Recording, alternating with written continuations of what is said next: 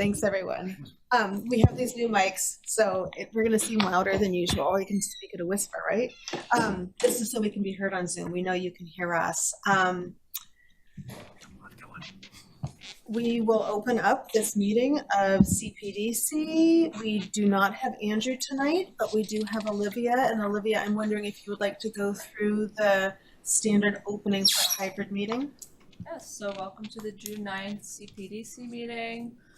This is a hybrid meeting. If you haven't already used the sign-in sheet at the front of the room, please do sign in. For those on Zoom, if you'd like to speak or if you have a question, please use the raise hand feature that's at the bottom of your screen, or use the chat and I can unmute you. Additionally, this is being recorded and broadcast through RCTV on all local channels. I think that's it. Okay, great. And here tonight we have myself, I'm Heather, I'm the chair. We've got John Weston. We have Hillary Mateve, Tom Armstrong, John Arena. Nobody else online, right? Nobody else on. Okay.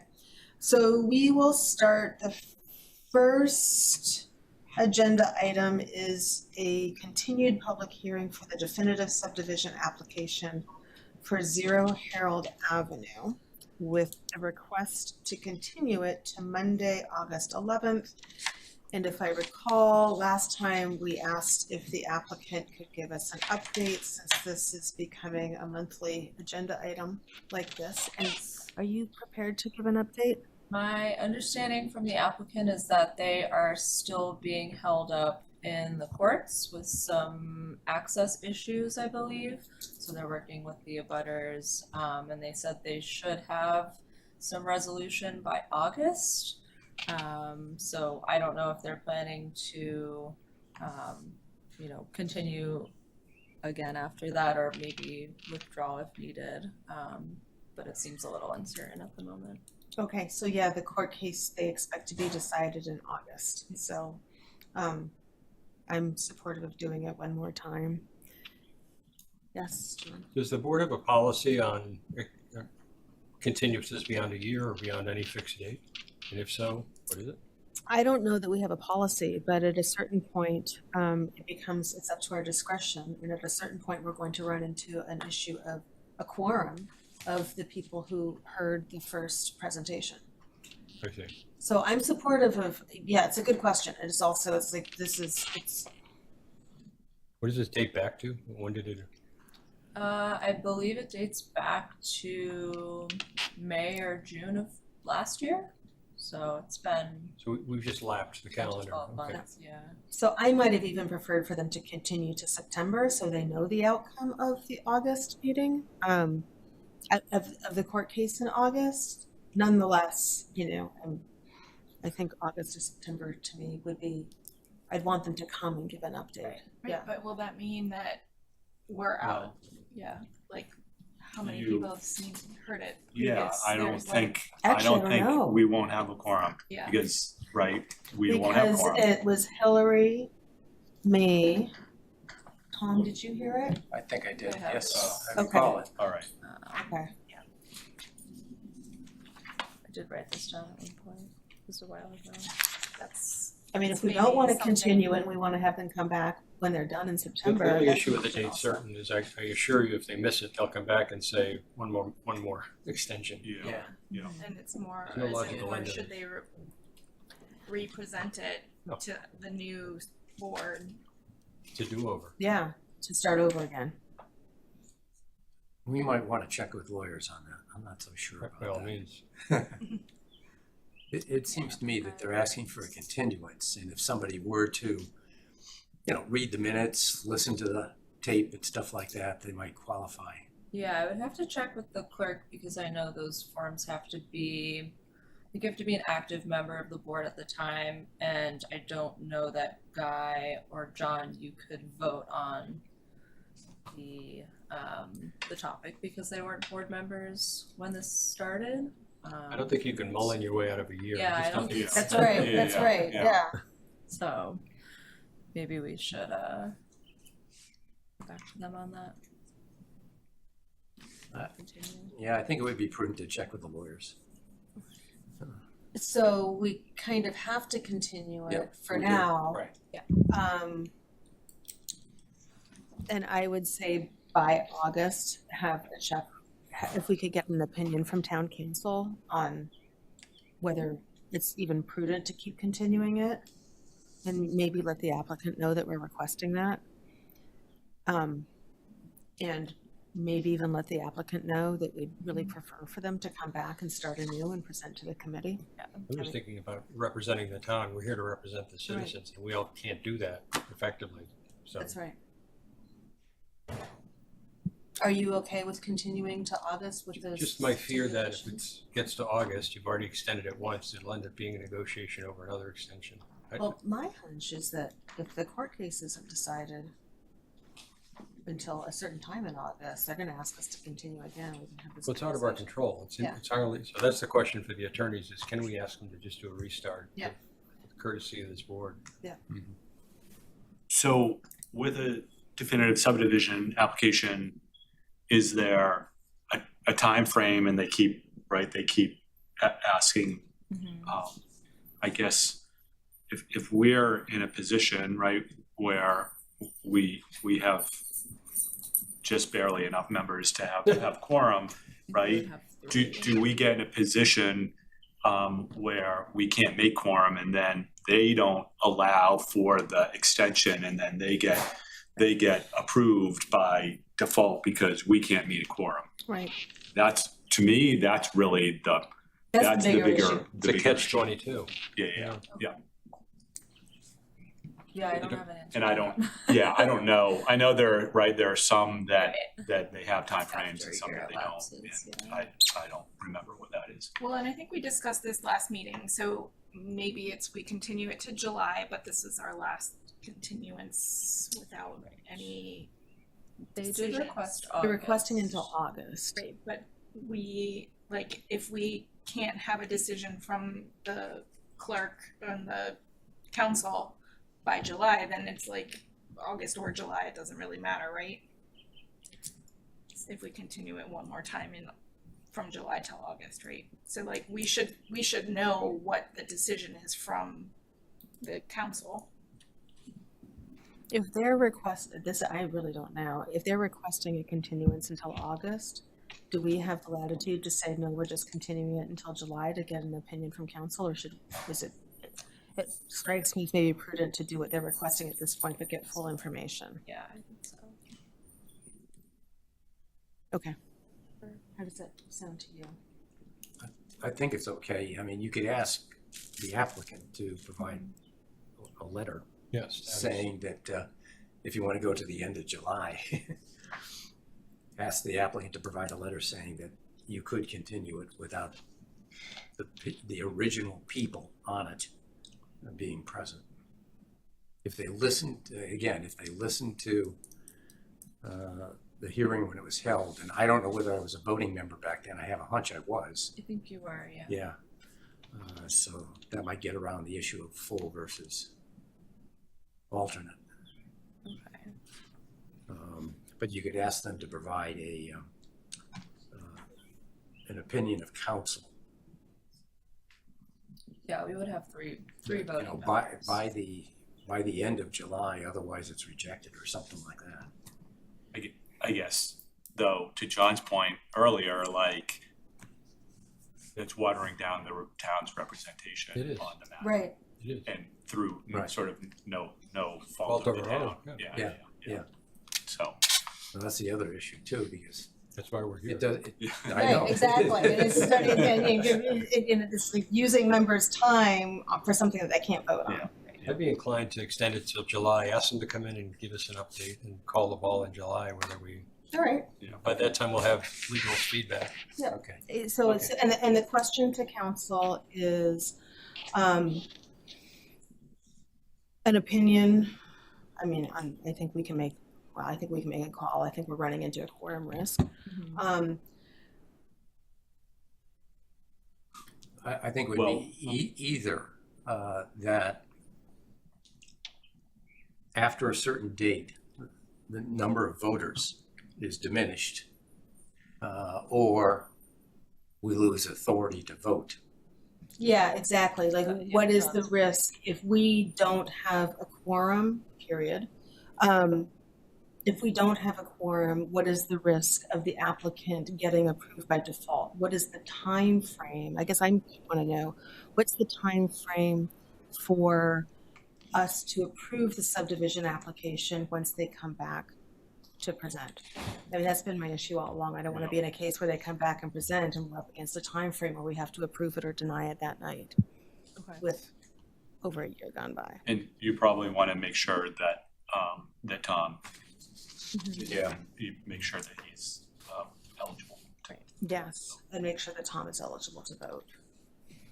This is kind of taking a lot of time without them even being here. No. A lot of our time. Does that make sense? Okay. So I think we'd like a motion to continue the public hearing actually to July. What is our July meeting date? 14th, I think. That is July 14th. Okay.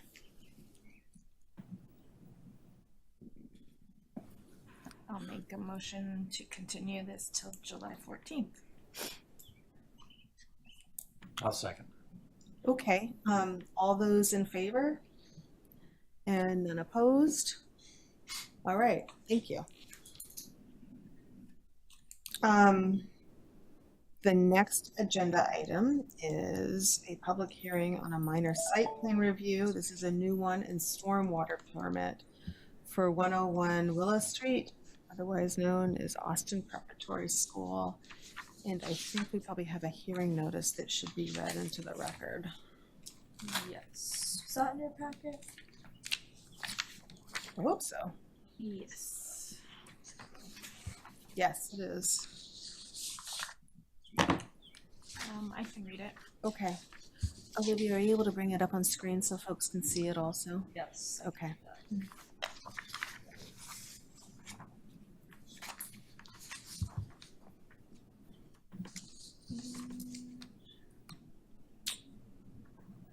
Just share. Okay.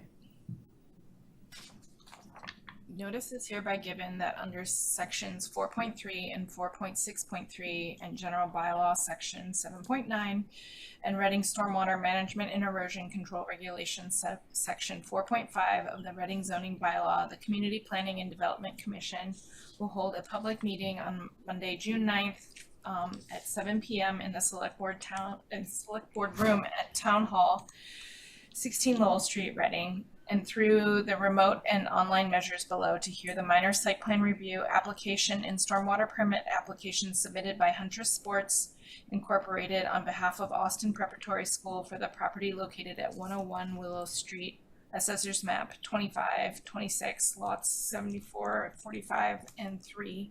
The applicant is proposing site improvements including creation of a new parking lot, pedestrian improvements including seating and lighting, renovating the existing softball field, drainage improvements, and landscaping. A copy of the application and accompanying plans are available to the public at the town hall and on the town website the Thursday prior to the hearing. Okay, thank you. Do we have somebody here to present? Yes, please come on up. Good evening. My name is James Hickey. I'm head of Austin Prep, and I'm grateful for the opportunity to appear before the Cpdc and present our application for your consideration to make some modifications to our campus. The proposal that we are submitting in large part is about being a good neighbor. As you may know, we have students who are driving to school, and those students we don't have enough parking for all of the students, and that is spilling over onto some of the side streets. Just by way of information or context, what is predominantly causing the extra parking spaces is that students are getting increasingly older. So because of rules around athletics, where in the public schools they are pretty strictly held to 4 years of play, many students opt to move into a private setting where it is not, where they don't have the same restriction. So many students are reclassing they repeat the 8th grade or 9th grade or 10th grade. So, using best estimates right now, there's somewhere around 35 to 40 cars that are parking on adjacent side streets. So this site plan review is an opportunity for the board to consider, the impact, the usage certainly of the campus, but also the impact on the surrounding community. In addition to the parking lot renovation, we also have plans to upgrade our softball field, which is connected to the overall plan.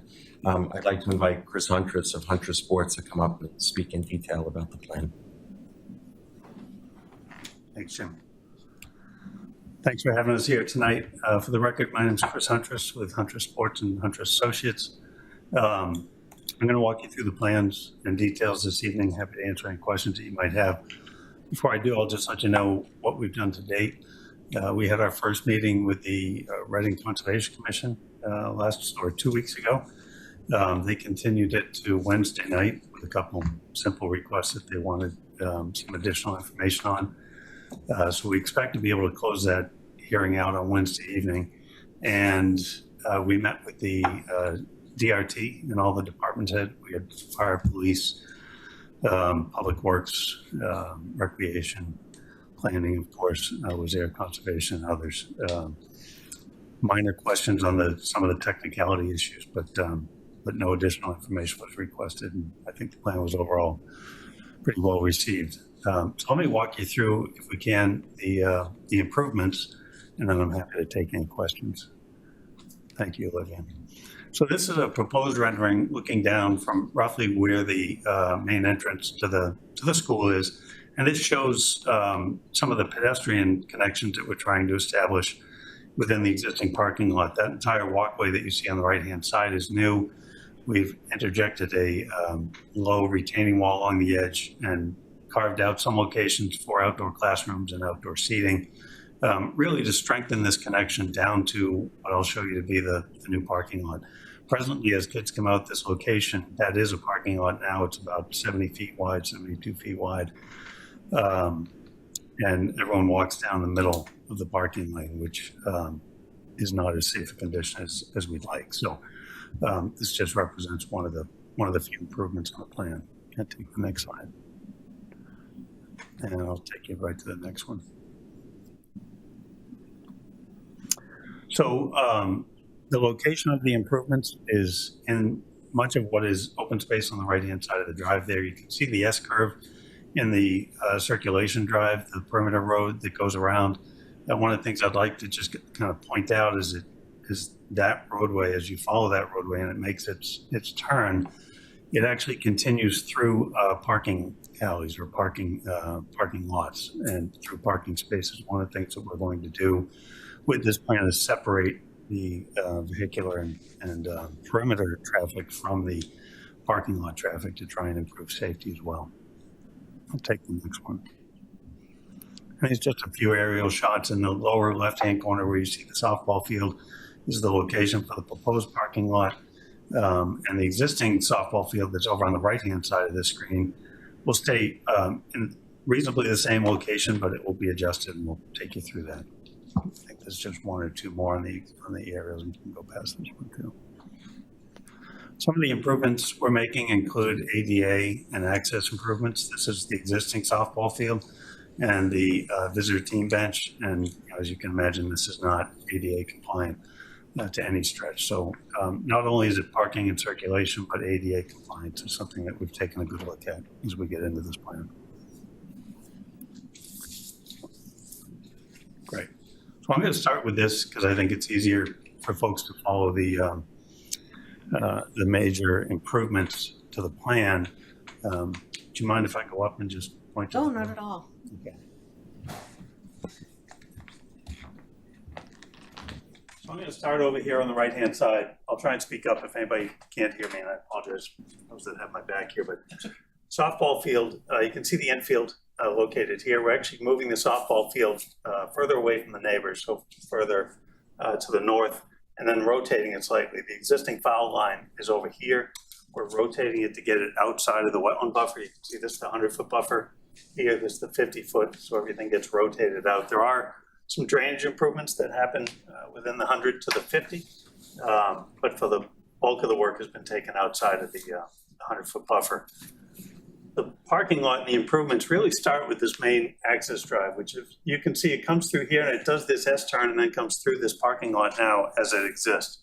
What we're doing is rerouting that so it comes down and goes straight through a dedicated perimeter route and then exits past the softball field. We've introduced a sidewalk along the outside of the outfield fence line for softball, which does not exist presently. And then we've isolated this parking lot with a landscape island here. Again, made those improvements that we talked about on the pedestrian walkways through this parking lot up north to make us much stronger pedestrian spine down to the new parking here. The new parking is 94 spaces. It's 2 bays of parking with what I would consider generous landscape buffers along all edges. We've respected the 30-foot setback all the way around with the curbing. So we don't, in this area, we don't remove any trees and we meet all the setbacks here. The only trees that are being removed are right in here as we rotate the softball field a bit, but we're well outside the 30-foot setback here. Within the center of this lot is a landscape area that has been designed as a rain garden. It's got 2 rain gardens, one here and one here, that will help accept stormwater and infiltrate it, and then pass that stormwater onto a subsurface infiltration system, which is reasonably shown here. The other element of this is a storage building for maintenance, which will be up in the upper left-hand corner of the parking lot. We've got some details on that as well. Any questions on main circulation before we go any further? Chris, I thought I read in the application that the total scope of work here is about 1 1/4 acres. Is that correct? Say that's probably accurate. Is that includes the, sorry? No, go ahead. That includes the softball field, but you're basically improving but leaving the softball field as it was in terms of drainage, et cetera. Well, the softball field, it's really, this project's designed in 2 phases, and I've got a drainage plan that speaks to this, but we've tried to isolate the project so the parking lot is its own standalone Sure. project with its own drainage. The softball field is its own project with its own drainage. The softball field will have an outfall over here. The parking lot is isolated into a leaching system under here that'll accommodate the up to and including the 100-year storm event. The softball field, though, is considered a pervious surface, I take it. It's an impervious surface. It's synthetic turf, and that is drained straight through and has a underground detention system, if you will, a leaching bed over in this area outside the buffer that's similar to the same system, the drainage system that we designed on the baseball fields in the lower field. Thank you.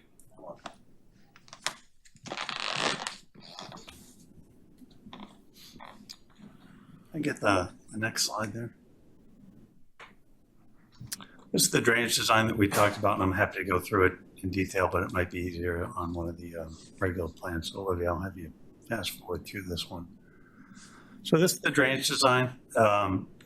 Again, it's fairly straightforward. We're not changing grades dramatically in really any location throughout this project. It's going to be plus or minus 12 inches throughout. Again, the stormwater is for the parking lot is isolated to the parking lot. We do have a leaching and Cultec chambered system under the lot that accepts water from those 2 rain gardens that we had mentioned. We do have 4 feet of separation from the bottom of the leaching chambers to the top of seasonally high groundwater. Our civil engineer, John Barrows, spoke with and worked with Ryan, whose last name I'm not going to remember now, but your town engineer, to go over some questions he had on which rainfall criteria we used and how our numbers were run. But in the end, I believe that Ryan was satisfied. I'm not sure if you've heard from him since TOT, have you? You did get a memo from the town engineer today. I saw it came in just this afternoon. Oh, good. I haven't had the benefit of seeing that. Do you mind paraphrasing what it said? Yeah, absolutely. He said essentially that everything looked good and then just listed a few standard conditions that they typically have for drainage systems. Okay. So, unless there are questions on drainage, I'll go forward to show you the rain garden aspects. Anyone have questions on drainage? Well, You can always circle back. the only question I had is, I thought it was going to be, the infield was going to be impervious, and the outfield would be leach, so to speak. But doesn't that require a harder subsurface? If all this was discussed with conservation, I don't have a problem with it. It was, but I'm happy to walk you through it as well. So the softball field, If it was discussed that it's impervious and they were satisfied with it, I don't have a problem.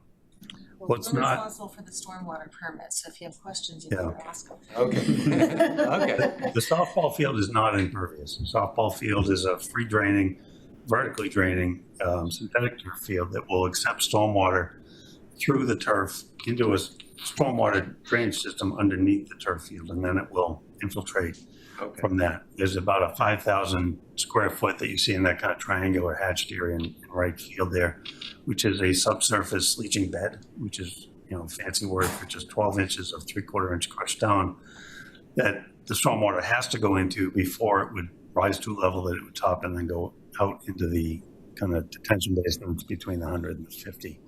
And those detention basins are not designed to hold stormwater for any length of time, really just during the storm event, and they would become dry. Okay, and then a follow-up question. There's phosphorus elimination. How are you doing that? Is that the gardens, the rain gardens, or what? It is part of the rain garden, and part of the Caltech chambered system does that as well. But that was a question that Ryan had for us at DRT, and I know he reviewed that with John Barrows. And our stormwater calcs do meet your criteria, which is more intensive than SDEP's, particularly when it comes to phosphorus. So all that's included in the stormwater report. And that is one thing that Brian wrote in his memo, just to say that the applicant shall calculate the phosphorus reduction for the proposed drainage, but I think that's probably pretty standard. Okay. Can I get the next one?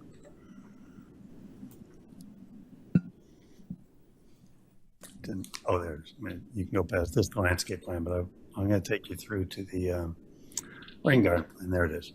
So in the upper portion of that plan, you can see this is the interior parking lot island, if you will, of the parking area, designed with a heavy planting base, but it's designed as kind of a riverbed infiltration landscape. And what happens is there is no curb along the edge of these parking areas. The stormwater is intentionally directed into these rain garden areas.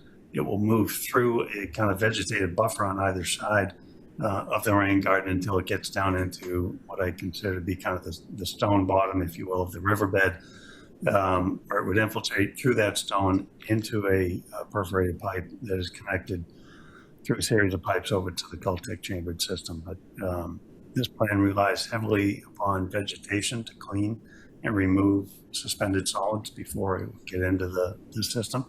And there's a O&M plan, operation and maintenance plan, included in the stormwater report that speaks to monthly and annual cleaning of this system. I'm curious, is the vegetation for the rain gardens, is it all native vegetation? It is. And we included a plant list on the, it's just below the number one on the more detail there. But everything is native and honestly salt tolerant and appropriate for this area. Any other questions on this one? Salt tolerant because. Yeah, I know, because of the parking. Yeah. Take the next one when we get a chance. The next series of slides are really just the plan set, so I can either go back to any aspect that the board may want to discuss, or take you sheet by sheet through the plan. I'll defer to the board and what their pleasure might be. Oh, I had a different question, but on the lighting, I see there's going to be lighting there. There is. Is it down and is it away from the residents? It is. Can I get you to flip forward through to the detail sheets? There it is. Detail 3 in the top is a standard detail that we've used with Austin Prep on their baseball field. It's also the same fixture that they've used on their entry drive, so it's there. You can see it on campus now. but it is a completely concealed source and it is downcast, so it's dark sky compliant. And we've used 12-foot poles throughout that pedestrian spine that we spoke about when we got into the parking lot. We went to 20-foot poles so that we wouldn't need quite so many. But the photometrics still call for 0 foot candles as you get to the property line, and we put residential cutoff shields on the backside as we approach their two neighbors on those two sides that are shared with the abutting neighbors. Okay. And around, were the lights that I saw around the softball field, those were 20 foot in elevation? Are you going to have night Around play? the softball field? No, there's sports lighting for the athletic field. Those poles are 60 to 70 feet in height. Total, there are 4 of those. Okay, so you will have play at night. There would be play at night, yes. Okay, and those are downcast as well too, and not? They are dark sky compliant. It's a Musco system. I know the town has Musco. Ryan was familiar with it at the DRT meeting as well. They are dark sky compliant. It does not mean that somebody won't be able to look from their home across and see a source. What it means is they're not going to be able to stand in their yard and read a book from the light that's cast from those. And we provided conservation with an updated photometric plan. I've got copies of it here. Happy to share with you as well. And how does that lighting compare to what's there now? There is no sports lighting right now at all for the field, so this would be an upgrade. Part of what's driven here is equity in sports, as you know, Title IX, and the lower fields in baseball for the boys have all of these things, and the school is trying to be compliant with Title IX and make sure that they're providing the same opportunity, same access for girls as they are for boys. Chris, we're also forfeiting the field for parking. That's a good point. And as Jim notes, we're giving up one practice softball field for the parking lot to accommodate the parking and the demand that the school has been under. And is that lit now? No. But I can run 2 games simultaneously. When there's parking there, I won't be able to do that. Right. All the games are going to be stacked. Right. Knowing that second is softball field is definitely a practice field. Well, our JV does use it. I mean, we do use it for practice, but Yeah, not at the ISL level. Not like I hope not a No. game field. Another observation, and it doesn't matter whether you do it or not, but I noticed the outfield of the softball field doesn't have a very high fence. And I'm taking it that some of the women or men, if they're playing softball too, are going to hit home runs. And your fence is what, a 6 foot, 8 foot? 6 foot, which, for softball, that is the requirement for softball outfield fence is 6. We used to be 4. Yeah, but it's going towards your buildings and it's going towards traffic. It is, as it does today. Right now, the present fence is 4 feet. I would prefer not to make that fence higher just from an aesthetic standpoint for what the views might look like in and around that campus. What's your distance to center field? 200 feet. It's a reasonably good swat. Softball requires a minimum foul line of 180 feet out to 225. We played to 200, which is slightly more than what they play to right now, but we're able to do that and accommodate the walkway on the outside of the fence line, because quite frankly, a lot of the parents will stand beyond that outfield fence to watch the game, which presently they would stand in the drive lane, right? So we're trying to eliminate that and give them other places to watch the game from. So kudos to you all for coming through with the softball improvements when you were back here in 2019, I think, was that when it was, in making all the other improvements, right? You did say you were going to come back, right? We raised some, that knew that you'd have to because of Title IX issues, but I know this board had some of that discussion about, why are you investing in football and baseball and none of the women's sports. So I'm really happy to see that. I know in just for this board's background, right? They came here in 2019 with a lot of the athletics improvements, but there was another time or two, a few years before that, where where they came and asked for some parking improvements or parking reconfigurations.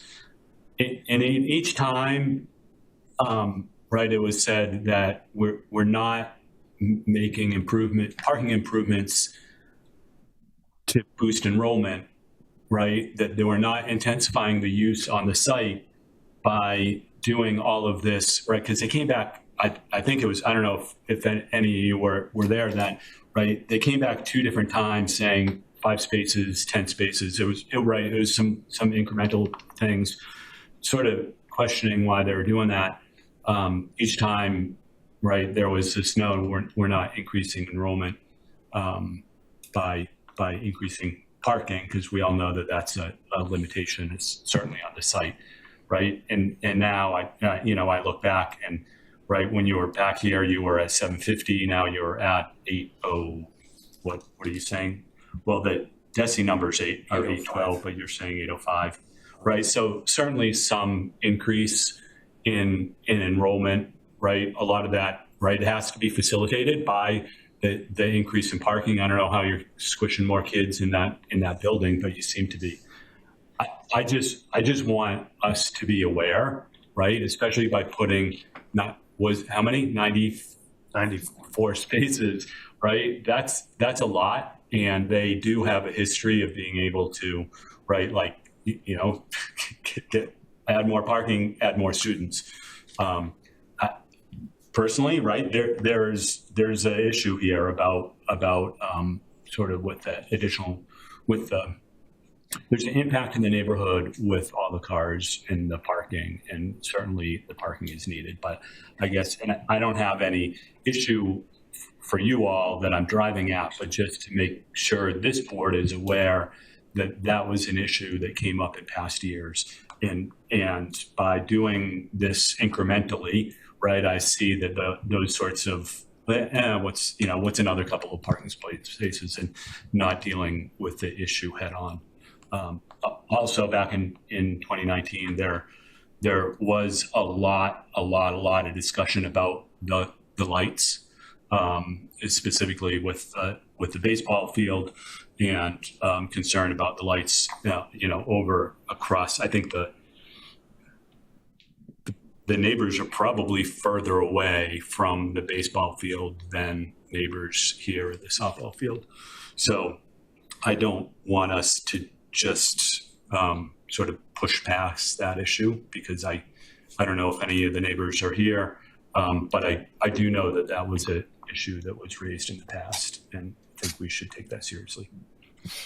I could see that concern. Thank you. I have I'm also curious. I'm kind of looking at, okay, what is the effect of the new lighting on the abutters? And that's I guess the question is, I've got 2 questions. How late do you anticipate the games going? How late do you expect those lights to be on?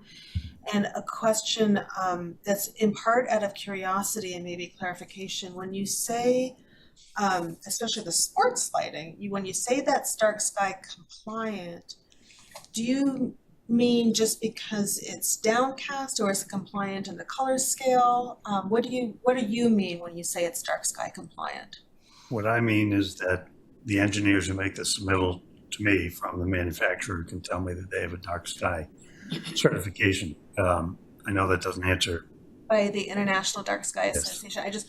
My question is because I know that some people say, okay, it's dark sky compliant when it's the color temperature is not, and sometimes it's just like, we should just be clear with ourselves. Sometimes the color temperature for dark sky compliant, I don't know if it's compatible with what's needed for playing sports games.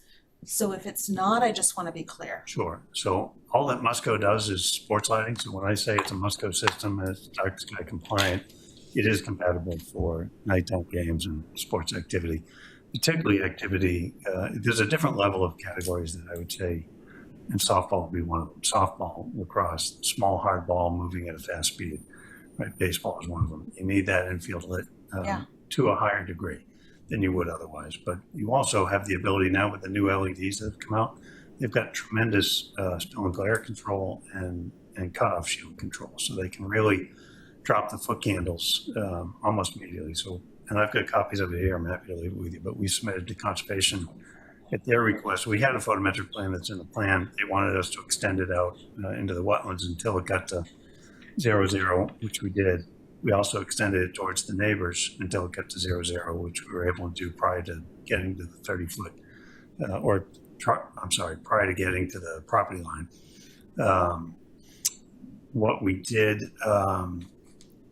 what you should be aware as you look at the photometric plan, it doesn't take into account any trees that's there. It just assumes that it's got a flat plane with no obstacle in the way, and it shows you where the foot candles would go. So trees are only going to make it better for the neighbors.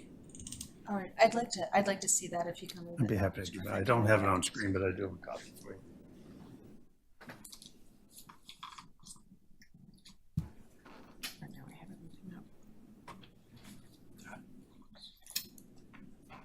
Did we derail your presentation? Did you have No. more? No, this is perfect. That is the photometric plan that we submitted with the plan, but it doesn't show the extension of foot candle readings beyond the infield area. I don't think anybody had a problem with what we're doing on the field, on the playing field itself. It was what happens beyond that. Right, exactly. So, who should I get? I've got 2 copies here of the enlargement plan that show the foot candles. Would you like me to? I'm just going to get those to you. I'll take one. Does anybody else want one? I'll take That's one the and I'll question. share. Here, why don't you share up there and I can share because we're near each other. What do the numbers on the screen represent on the earlier sheet? Foot candle readings. So if you look at the detail in the upper right-hand corner, these smaller numbers that are on a grid throughout the field are foot candle readings. And what we've done is we've taken their CAD file, dropped it into our CAD file, and then you can see, for instance, if you look at the pitcher's mound, is at 62 foot candles at ground level, and this is read a couple feet off ground level. On the enlargement plan, it's 62 foot candles, just for reference, so that you know that it's the same numbers back and forth. And as you move further away, you can see it drops to 0 quite quickly. It actually drops once you get off the field on the right field foul line from, say, 32 foot candles almost immediately down to 13, then 6.5, then 0. It's dropping about 50% every time you drop one of these. On this map, where are the neighbor buildings? This is the property line. I see. Yeah, so they would be back here. And there's a Montessori school here and some residential butters. So there's no incident light onto the property. They may be able to see the reflection of it in the air or the dust. I would never tell somebody that they couldn't stand on their property and see a source Of course. further away, but you're not going to have light shed onto your property. That's pretty clever. And how late will games go? Standard now is 9 o'clock. 9 o'clock. yeah, is that part of your submission? Yeah, no, you can No, keep that. Oh, okay. Yeah, if we can add that to the record, that'd be great. Yes. Yeah, because what's on, at least our version, you can't, the numbers are so small, you can't read that Zoom right right in now. on, yeah. Maybe 1 to, And while you have this plan up, right, there's a note of a press box. Yep. Does that go on the pad that's to the right of the first base dugout, or right No, behind? it's right immediately behind home plate. Okay. And so the way that softball field's designed, if you've been out there, well, you saw the picture of the benches that were Yeah, I right know, under the I hill. know that field So well. My son used to- we've kind of taken advantage of the hill, if you will. We've moved everything forward quite a bit. So we're no longer that tight to the hill. But by doing that, we're able to take advantage of the grade. So we have about a 2-foot retaining wall that will wrap around from, say, third base around to first base. And that concrete platform that you see that the bleachers are on and the press box are on are elevated about 2 feet above the game field. So it's not a elevated press box the way you might see at a football stadium or a larger stadium, but it is elevated 2 feet above the field. If you're in there, you're going to easily see above the heads of the players. And what's nice about that is that just sitting on that slab the way it does, it makes it ADA accessible without having to use lifts or ramps or other means to be able to get everybody into that space.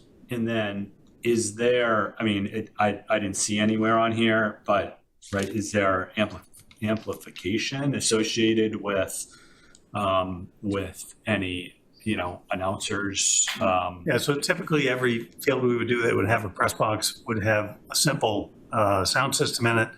And on a field this small, we wouldn't use a lot of speakers, but typically we would just put them on the corners of the press box and project them out and away, so they would be going away from the neighbors. All sound systems come with significantly better control. I know there's a learning curve. There was a learning curve down at the baseball field as well, but there are settings in there where they can max out the volume if there was ever an issue.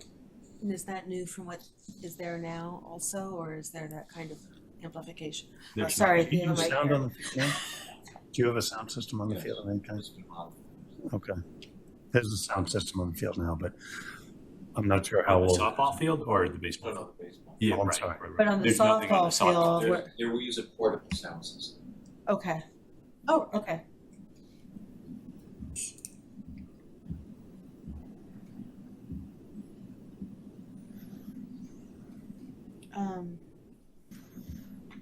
Other questions from the board? Okay, I also want to check and see if there are neighborhood commenters or people, residents? Oh, yes, one more. I appreciate your observation related to the enrollments. And, what I wanted to share, we are at our maximum, and there is a likelihood that there may be even a reduction of enrollment. What has really contributed to the rise in enrollment has been the middle school.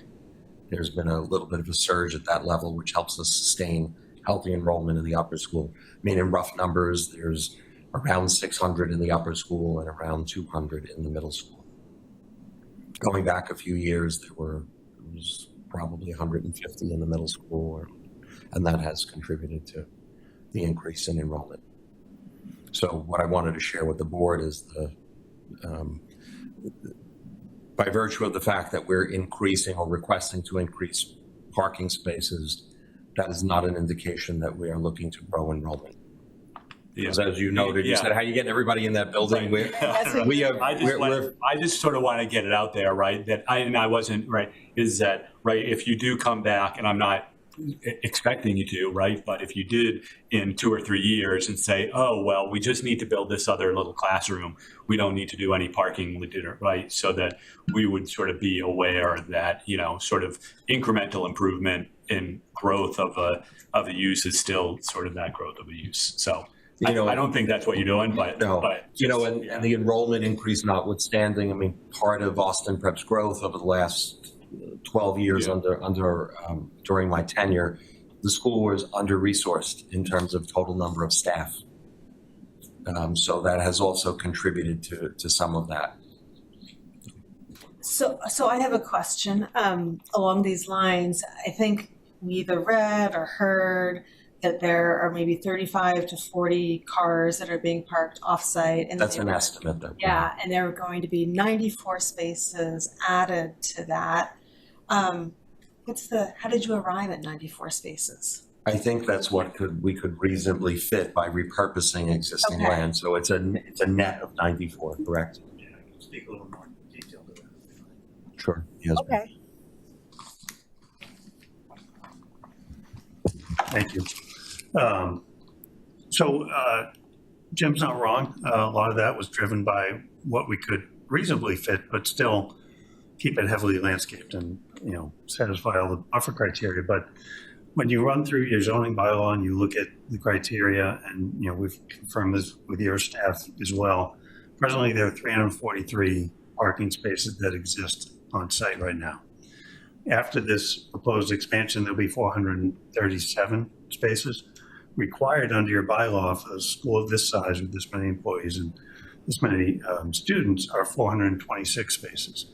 So although it's a big add for the school, we're not surging well beyond what our capacity is. It's actually bringing us into compliance with your regulations by really only 11 spaces. So it gets us to where the school needs to be without being excessive. That's helpful. Thank you. Thank you. You know, one comment, I walk by the entrance to your school, I'd say at least once a week. You're not going into the street with what I see right now. But I will say during graduation, I met a couple people that wanted to attend, and they had to park in the middle, in the elementary school. Well, that's Down the street, that's- yeah. I mean, you know, my kids just left the the elementary school, and by the end of the year, it is completely parked up. Or if there's an event happening, they're walking Yeah. across West Street, across to get into the school. So I'm all for the safety aspect, Yeah. where it's like, you know, not only safety for the elementary, it's for the Austin Prep, but it's also for the elementary ingress and egress, because that makes that street so much more narrow. And I recognize additional parking may be needed too for the ball field, so people attending. Right, even though you can't park on Willow, my understanding is that kids are parking on neighborhood streets where it's Yeah. legal to park and then walking that way. That's Exactly. what I would do. I think it might be important to just let everyone know this whole process started because the school was approached by the police chief with an issue in the neighborhood. We weren't called in, although we've worked with Austin Prep many times. It wasn't until after that meeting that John Weber called me back in and said, we need to fast pace some of our parking needs. Is there anything we can do? So it was really driven by recognition that Austin Prep is impacting the current neighborhood now, to the point that it became an issue for the Reading police, and they're trying to do their best to make sure that they can respond to that. Okay. Yes. And, you know, over the last 6 years or so, I mean, Austin Prep has invested about $22 million in campus infrastructure. So fast tracking this project is stressing the school's finances. We're doing the very best that we can to be a good neighbor, and we're probably going to have to two-step this. In the parking lot estimate, rough kind of back of an envelope type of thing, we're looking around $2 million for 94 parking spaces. When you say half step it, what do you mean? I'm sorry. Well, I can't do the parking lot and the softball field at the same time. Oh, I see Because what the you're saying. softball field is probably another $5 million. Two phases. So which is phase one? The parking.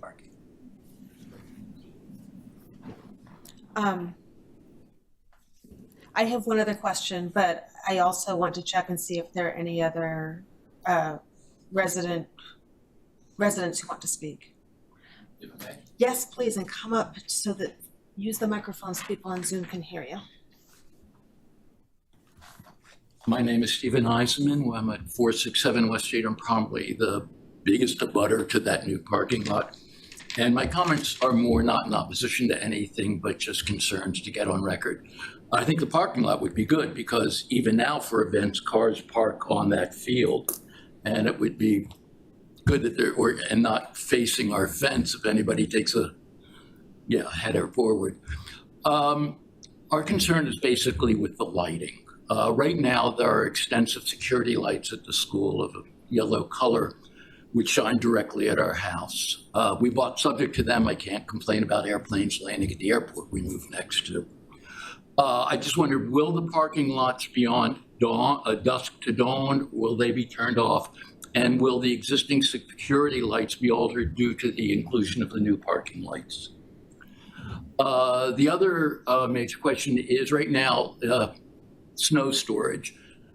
Really no objections. I just want to know if snow storage will be within the 30-foot zone between the lot and our fence line, or will there be another place on campus? Because right now it's been stored basically between our house and the green building.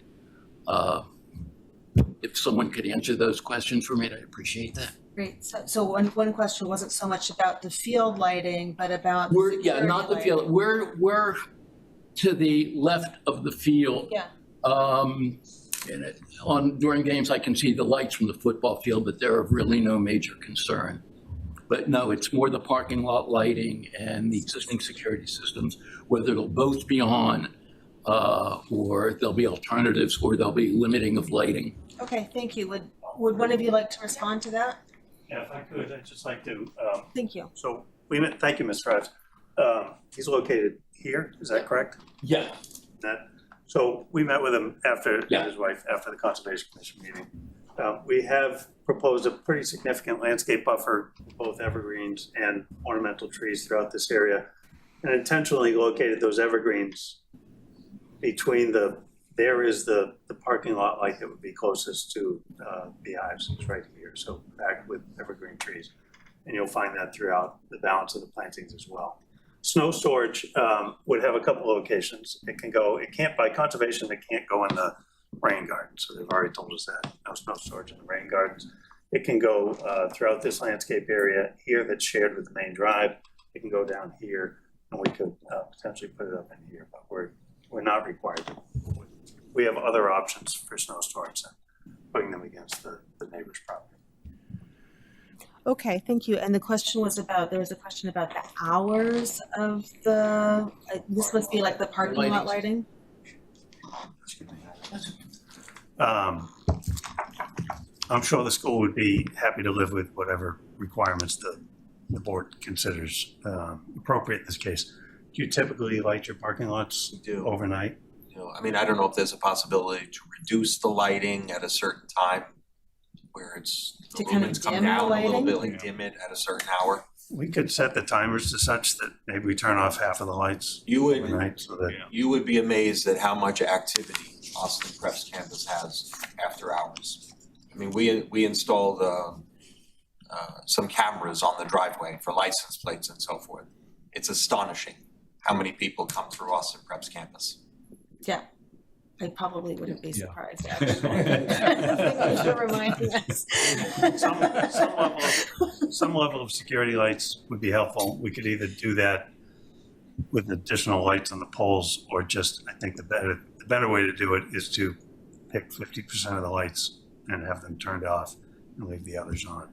Okay. Just so that security, if police want to drive through and see in there, they've got a good line of sight. Yeah, maybe consider options that provide still the prudent level of security, but maybe give some relief to the neighbors if there's some creativity. And I didn't mean to say that I wouldn't be surprised, because as Austin Prep, it's just really hard to surprise me.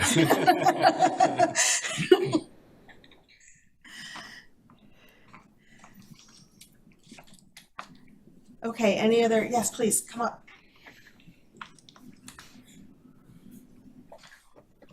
I've not seen any plans until this evening, so I'm just formulating my questions today.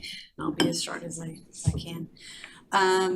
So, would you share your name? oh, and I'm street, sorry, please? Sarah Rambo, 461 West, right next door. Thank you. So I'm my property abuts the ball field now. Okay. Is it the case that the softball field or softball cannot be used on your other ball fields? Can that not happen? Let's see here. As far as lighting is concerned, the 60 to 70 foot lights, is that correct? Did I hear? I believe so. 60 to 70 foot. So okay. So we have a couple locust trees next to my house, 30 to 40 foot high. So that 60 to 70 would be that seems extreme to me. Even if they're pointed straight down, I would be able to look out and see them out there. From my bedroom, from my bathroom, from my other bathroom, from my kitchen, from my office, probably from my driveway. As far as the direction of the field, the ball field, how many degrees is it changing? Is it actually rotating? And it's rotating Approximately 20 degrees. 20 degrees to the left. Correct. Okay. So currently I have had softballs hit my garage and my house. Not very frequently, but it has happened. I find balls in my backyard frequently. It doesn't take much to whack those things just like off to the side. So I'm home all the time working. I hear and see a lot that goes on through my property and people passing through to Austin Prep. And as far as noise is concerned, currently, is that mobile sound device used now, or is that it is used now? Okay.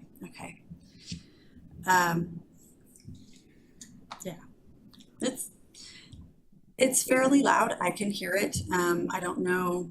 Do you currently have games till 9 now? I think There's no sports lighting. There's no sports lighting now. Sorry. There's no sports lighting now. So there's no. So we game can only tonight. play until dusk. Right. Okay. Right. Yeah. I just haven't been paying attention to what time, so that's why I'm asking. Yeah. Okay. Sorry. One other question. And as far as trash is concerned, is there a thought on that? And is there an ability to, as far as security is concerned, for a parking lot, is there an ability to close it at night so people can't come in and park there or can't pass through there? And then I'm also thinking of directionality of the parking spaces. They are facing our homes. I know if they were to face in another direction, they'd face somebody else's homes. But the majority of them are facing our homes, I'd say.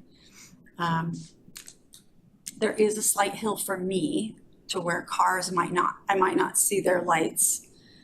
I do see them a little bit now, but not a tremendous amount. It is mostly the softball field lighting that I would be worried about. And as far as the parking lot is concerned, how tall are those lights, did you say? Parking lot lights are 20 feet tall. Those are 20 Pedestrian walkway lights are 12 feet tall. Okay. So I know that's a lot of things I just rambled through, but I do have some concerns. Yeah. I took some notes so we can catch them all if you'd like to respond. Thank you. Thank you very much. If you don't mind, I may ask for your help to remember all of them. Of course. To answer the first question was about can softball be played on baseball? And it cannot. The fields are significantly different in size. A baseball foul line is 320 feet. Softball is 200 feet, but more importantly, the infield is different. Baseball infield line is 90 feet to first base. For softball, it's only 60 feet deep. Baseball has a raised mound. Softball has a flat mound. Those are just the physical differences between the two fields. The reality is that girls are going to be playing softball games at the same time boys are playing baseball, and you can't put them on the same field or in the same proximity for all those same reasons. So no, softball needs its own dedicated field. With regard to the orientation of the field and the errant foul balls that may end up in your property, I apologize for that. But what I can tell you about the new plans is it's pushing the existing home plate and baseline about 30 feet further away from you than it is today. So it will be a slightly further foul ball that will need to find its way onto your property. Not that it wouldn't happen, but you will find less, I'm quite certain, with the new field orientation than you do on the others. Parking lot orientation, honestly, I think less than half of the spaces are pointed in the direction of the neighbors. But even if we called it 50%, it is the most efficient parking lot layout, double loads a drive lane, so you're always going to have cars on both sides of that. But that is one of the reasons that we respected the 30-foot buffer to the edge of parking, to the back of curb. And we included a significant, what I would call a heavy planted buffer along that edge with both evergreens and ornamental trees to understand that it was headlights that are going to have the impact on the neighbors. Elevationally, this parking lot is down lower than the neighbors are, so you're up a little bit higher. There are some existing fences. I think between the grade, the new plantings, and the existing fences, it's going to capture much of the headlight concern that I believe you raised. The height of the parking lot lights are again at 20 feet, particularly the ones that back up to these homes. These are, as we had said before, self-contained, downward cast, and self-contained means the source, the fixture is actually up in the box and contained. So you're not going to look out and see a light source from that. And we can certainly add residential cutoff shields to the back side of those so that we can drop even further than any, occasional spill of light that may come off of those. I'm not sure I captured all of them. Were there other things that you asked? Trash, the height of the 60 to 70 foot height of the ball field lights. I don't know, there's a question there. Sure. So I'll start with trash. We'll take the easy one first. Start with trash. Trash will be handled in this parking lot the way it's handled on the balance of campus. There will be trash barrels located throughout. Austin Prep does a nice job of making sure their campus stays clean, and there are dumpster locations on the far end for any trash that might be collected and brought further away. So it's not the intention of the school to locate dumpsters in this parking lot or down in this area. There is a service building that will be used for maintenance, but that's not dumpster related. The issue of the height of the lights at 60 to 70 feet is how you get the better cutoff. Sports lights are intentionally designed to be taller, not just because of what they're associated with, but because the way to reduce spill and glare is to take that fixture and turn it downward. And if you make the poles shorter, so we brought them all to 40 feet, which we don't do on a field of this size, but you would, in theory, have to angle the light up to get the same foot candle on the field, which would then enlarge the spill and glare containment. So getting them up higher and orient them down is the best way to control spill and glare. And did I may have been confused, but was it the sports lighting that you said you could put a residential shield on, or was that the parking lot? That's the parking lot Yeah, lighting. that's what I thought, okay. Yeah. So do you have, right, I'm just sort of thinking about sort of how often you use the lighting and that sort of thing, right? 25 games a year is the season, right? Hopefully you're stretching it out into the postseason, right? Like, I don't know, right? But the same number of games as the baseball team, generally speaking, right? You probably have some, tournaments or what have you. But I don't know when else you would be using that softball field. But I guess I'm imagining there's probably not a whole lot of difference between the times you would use a baseball field and the times you would use a softball field with lighting. And so maybe there's some problems with my thinking there. Oh, there are some differences though. But I guess, do you, maybe not right off the cuff, but do you have some information about how often you do use the lights on the baseball field and whether that's more or less, or what the difference is in terms of uses, so people can get a sense of, how often those lights might be used? So it would be for the softball field, it would be less, though I don't have an exact number, simply because there are more students involved in baseball than there are in softball. And the number is correct, roughly 25 games, but half are at home, half are away. Yeah. So, for a varsity, for the, say, varsity baseball team, maybe you're, on the home field 12 times. But because all the teams are stacked, sometimes we have to go into the evening, there's a JV game and so forth. So it's the same phenomenon, like right now, though the smaller softball field is not the best. You can play a JV game there, and then everybody's done by 5 o'clock. But if we get into a situation where there's one softball field, we need the backstop, no pun intended, of the lighting so that we can stack the games. But right now baseball has like 5 teams. Softball, it's 2 or 3 depending on interest. So it would be less, though I don't have an exact number, but at least for a varsity game, you could count on 22 games, half at home. And it's only in the spring? And it's only in the spring. The interesting thing about the renovation of this softball field is that there are really limited uses for other sports. So the lower field, we can use that in the fall. That's baseball is played there, but it really is a multi-purpose field. We've used it for girls field hockey. We've used it for lacrosse in the spring. We've used it for soccer, mostly sub-varsity in middle school. And would you be doing the likely same thing? those would be not game situations where you're playing it at night, but more practice, Correct. after school And practice sort of because, situations. again, because the softball field is unique, there isn't really other sports that can overlay. I mean, maybe middle school kickball games or something, I don't, you know, but not, you know, interscholastic play. All right, that's useful, thank you.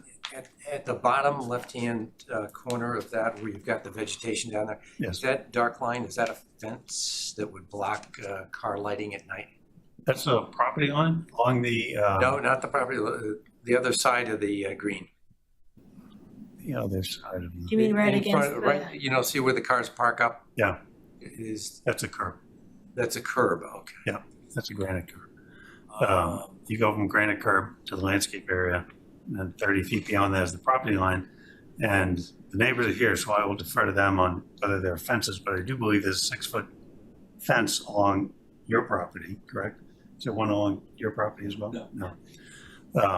And I know that the fences that run kind of north from there along that upper edge are sporadic and have some holes in them, so.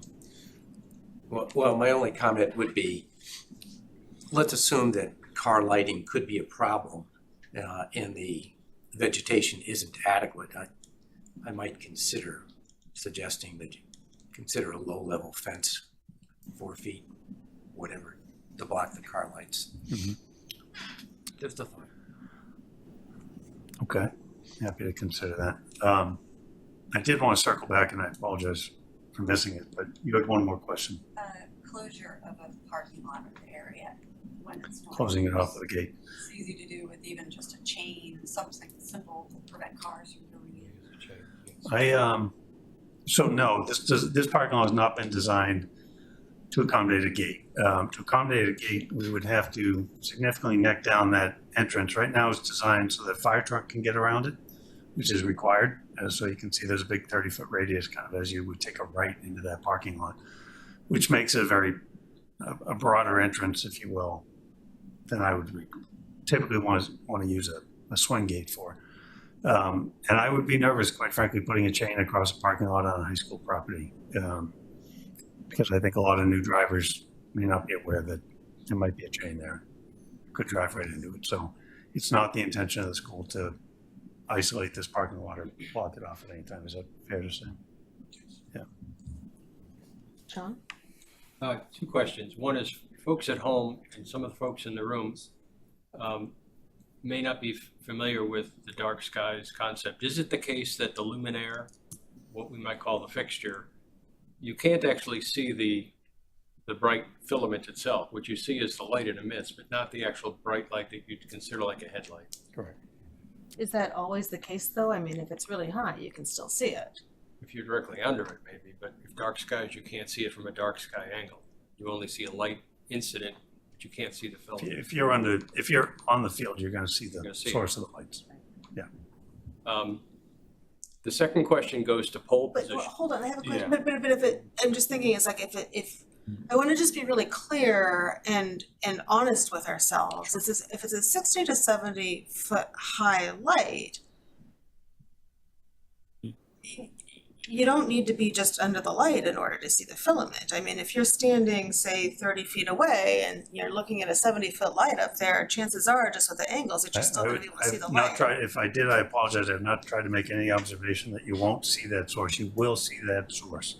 And I've said that already in this hearing. Yeah. You will see that source from an adjacent property. You will not be able to read a book Yeah. on your adjacent property from that location. And I think, I know, I don't have it with me tonight and the Musco rep is not here, but if the planning board wanted to consider a condition that we provide certification from the manufacturer that's dark sky compliant, we'd be happy to do that. Right, and dark sky compliant is that it doesn't shine out and around, right?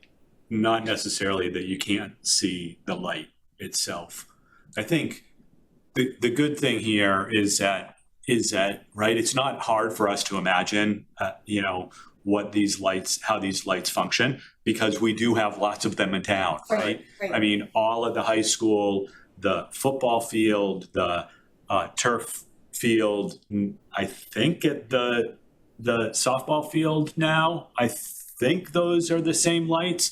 I mean, we do have a lot of them, and I can say, right, like, if you step away from that football field and like the entrance to the high school there, if you're on the other side of that street, it is dark. Yes. Like not only can you not read a book, like you need to take out your phone to like see anything. If Right? you're using the Like, new LED fixtures, Yeah. which is what proposed here, the Sure. cutoff is significant. Yeah.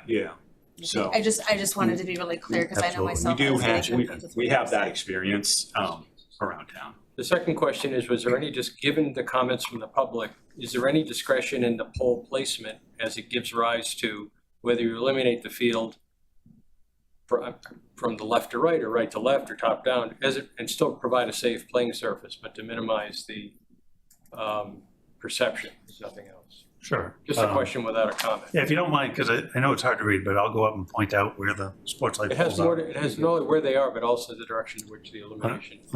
Understood. Yes, that would be great, because it was Knowing where they actually are hard to see I on the think helps. plan. There are 4 poles in this system, and to be fair, when we originally designed the system, it was a 6-pole system, and we asked them to take away 2 of the poles and do the best that they could for coverage, which does drop some of the foot candles if you look particularly in the outfield. But the 4 poles are located here in the parking lot, here right behind the bleachers, here, and then here. So they're actually mirrored, if you will, right off of the center line between the field, 1, 2, and then 1, 2. And the way these lights work is that these 2 lights light this half of the field, and this light like this half of the field.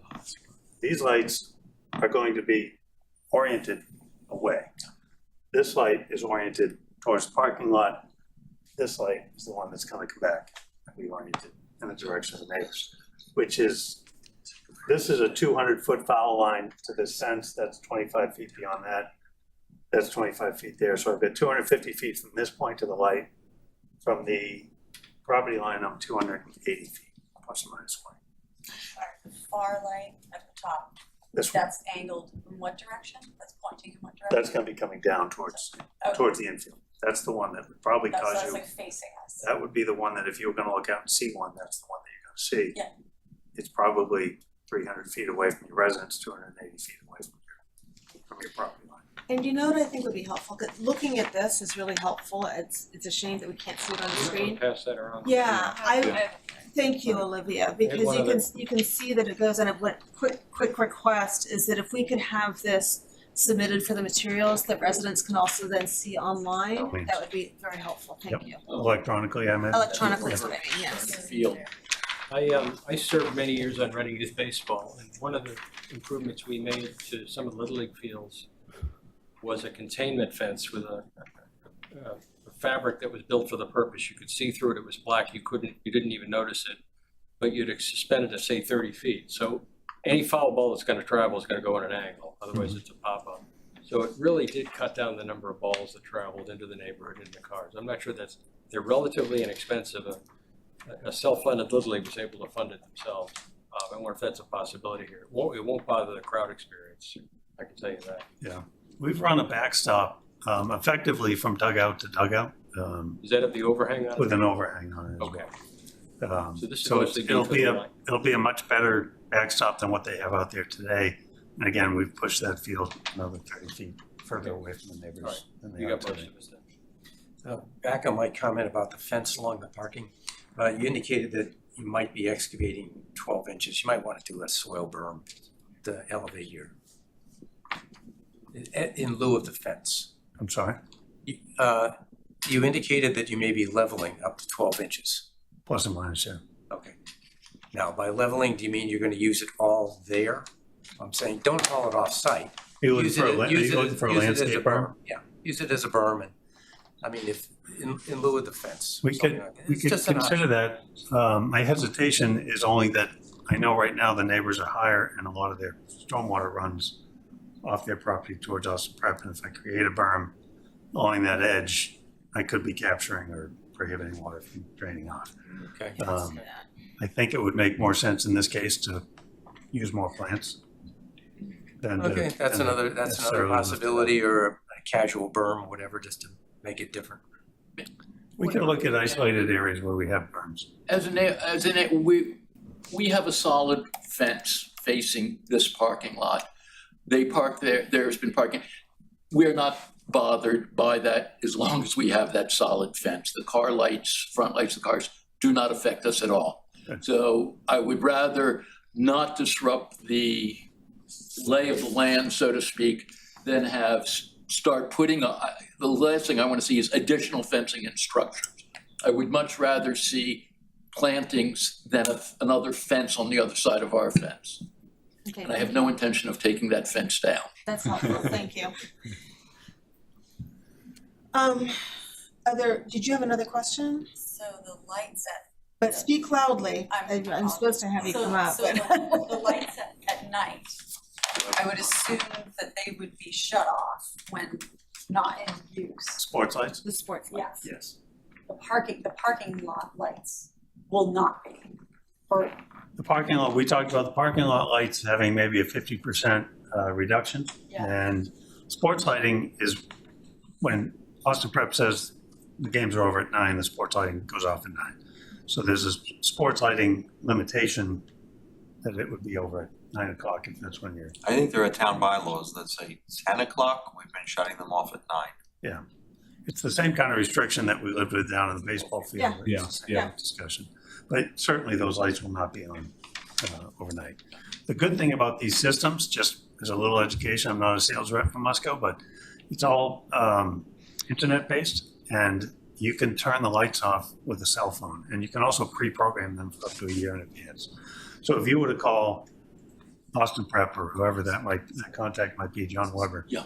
within a few minutes, he could, with his cell phone from wherever he is in the world, turn those lights off. Like if somebody forgets, yeah. If somebody forgets, or if what really happens is it's scheduled weeks in advance and there's a rain out and the lights go on because somebody forgot to Oh, yeah. turn them off, they can easily be turned off with an app on your phone. Or vice versa. Someone forgot to To turn them on. to program them and they turn off Yeah. at the wrong time. when the game's I'm not suggesting, John, that you're a guy for the lights, but somebody would be. did you say that there is lighting in town that's exact lighting that If I you- can actually go and? I think if you go over to the Birch Meadow Complex, over by the high school and Coolidge in that area, the lights that are used over there, I think we're being told are the same ones. They're the same manufacturer. They're probably the same height, although maybe the football field is a little bit. Football and baseball are gonna be Probably a 80 little higher. feet. Sports Yeah. lighting or the parking lighting? Definitely sports lighting. Oh, And yeah, there might yeah. be, Yeah. there might be still lacrosse practices happening before school lets out. You might be able to go, catch it while Yeah. lights are on, Yeah. yeah. Okay. Yes, and I am, this is getting a little bit, I'm gonna it's gonna get chaotic in a minute. So the folks that do we have people on Zoom? If you do, I haven't seen any raised hands. If you wouldn't mind just coming up to speak into the microphone. Yes, in the summer? Yes, Oh, okay. As long as I'm registered. Quick, do I have to go to the podium? Yes, please, Okay. just for the microphone. Question that has a minute. Will these facilities be used during the summer when school's not in session?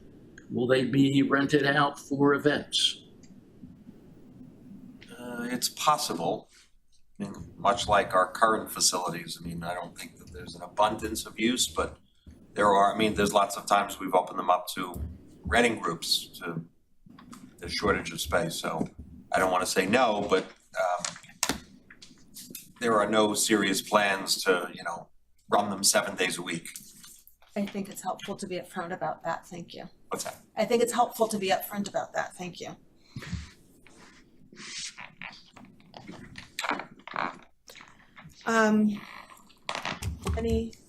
I do have one last question. This is a different question.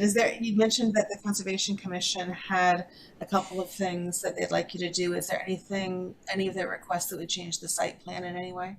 No, their request was, I'm trying to think of exactly what it was. It was the lighting. Snowstorm? No, they didn't ask about the phosphorus. That was Ryan.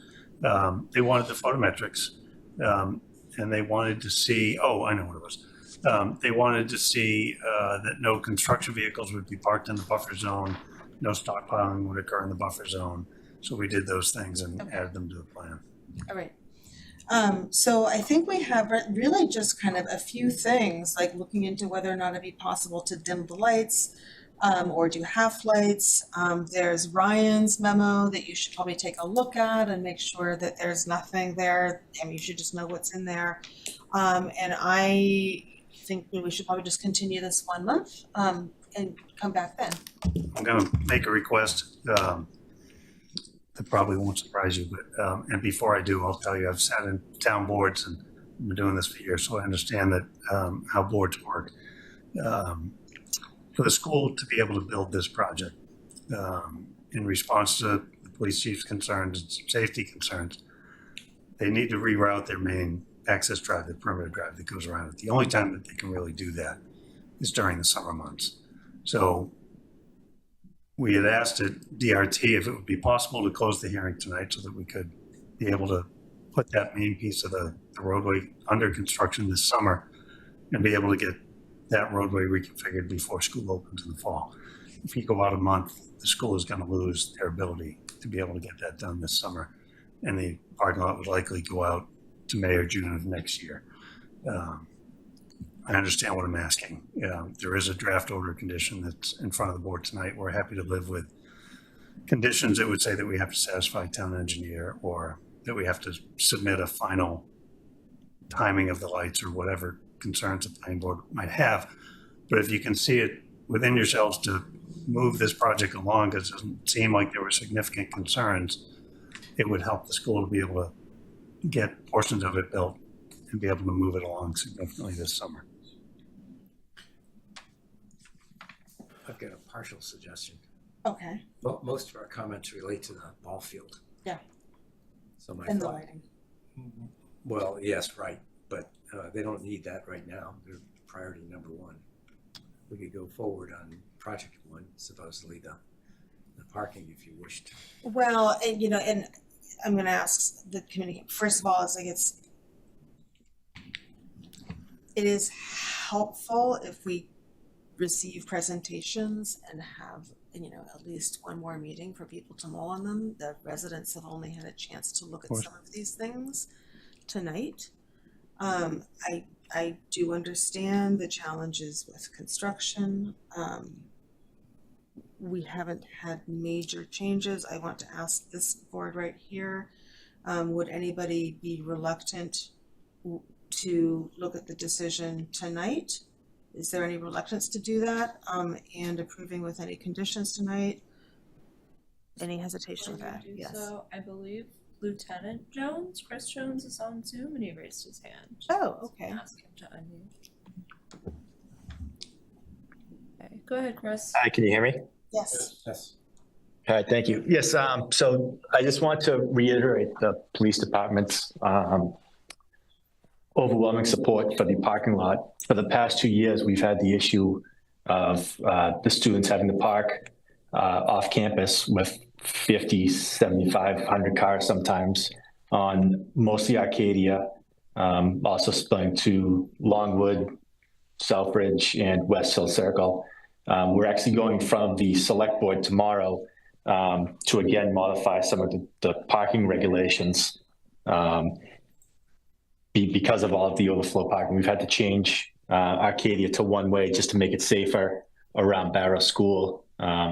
So if there's anything that can be done to show our support from the police department for the parking on Austin's property, we're in full support of that. Okay, thank you. And we got the memo from the police department also expressing the same. Thank you. All right, great, thank you.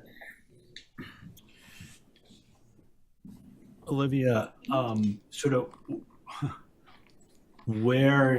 what's the schedule in terms of conservation? I believe conservation, you continue to their next meeting. Is that next week? No, it's Wednesday. It's this week. It's this Wednesday? Okay. From my conversations with Chuck, it seemed like there weren't any like major concerns, and he seemed confident that they would be able to work them out at the next meeting, but pending, what happens on Wednesday.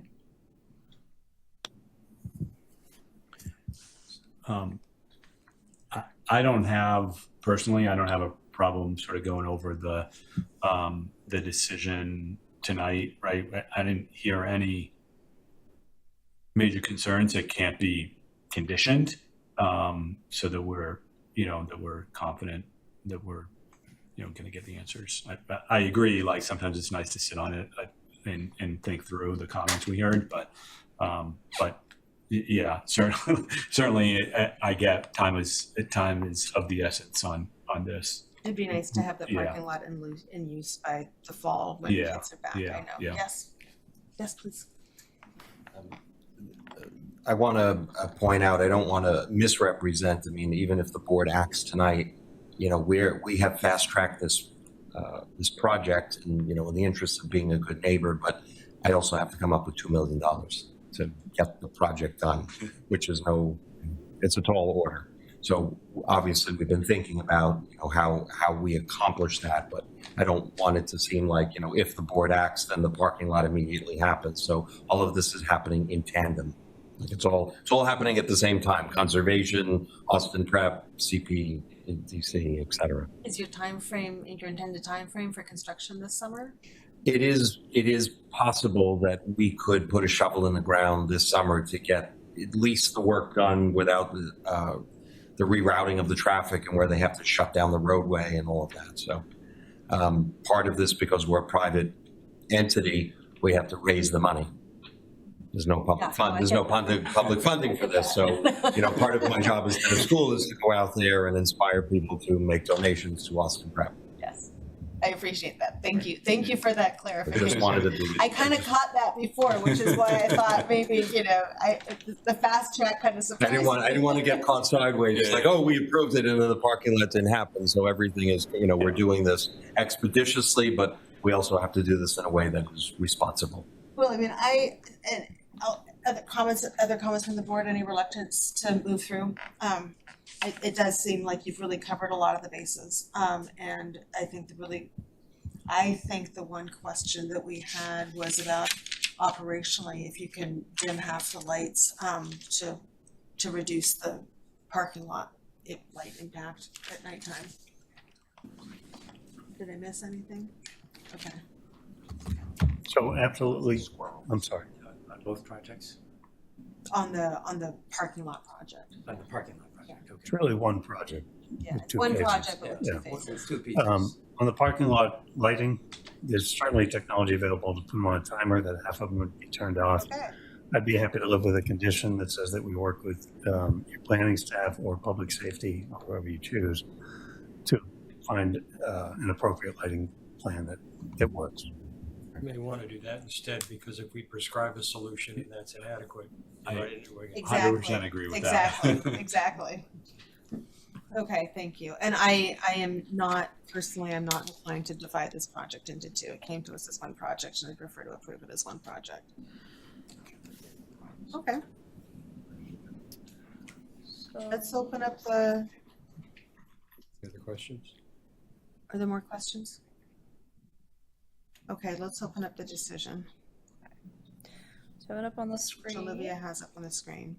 For some reason, I did not. Pretty standard, just going through the findings. As far as conditions go, above conditions we state for snow storage specifically, I know that came up, prohibited the wetland buffers and in any future bioretention areas. And then also they'll be working with conservation for conditions. These are pretty standard. And then I know we wanted to discuss lighting specifically. First, when you go to the snow storage, I think there was a request that it doesn't occur in the setbacks either between the properties like that, right? That was. But you're in the findings section, Yeah. right? So Findings, not not in Okay. the, in the conditions. yeah. So that can be added But that above. might want to be added since we were just talking about it. Yeah, actually, that was part of the presentation, that snow storage would be on the sides, and not in the buffer between the parking lot and the neighbors. So are you saying we should put that in the findings, because that is what was presented to us? Who's good with that? It should be somewhere. And if not, we can condition it, I mean, they have landscaping in the way, but just in case. just in case. I mean, it's a long time. Fire retention areas and abutting property setbacks.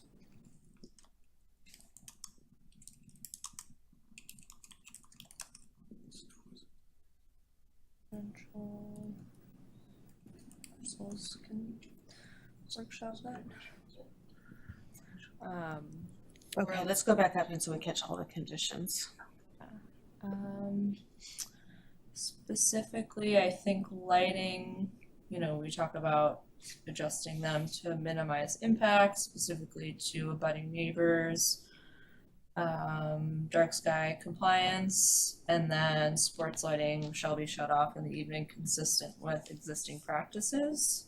We can add a condition for the parking lot to reduce the. And I think the condition is for, reducing to half. we were gonna just condition it so that the applicant works with, I'm just gonna say appropriate town staff.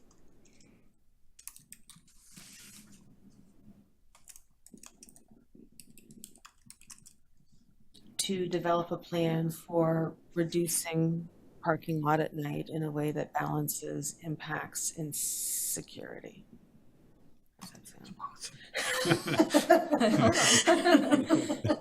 For reducing lighting, specifically for the parking Well, lot. a butter impacts with security. A plan for reducing lighting, sorry, I was getting, reducing lighting Impacts, right? impacts while balancing public safety.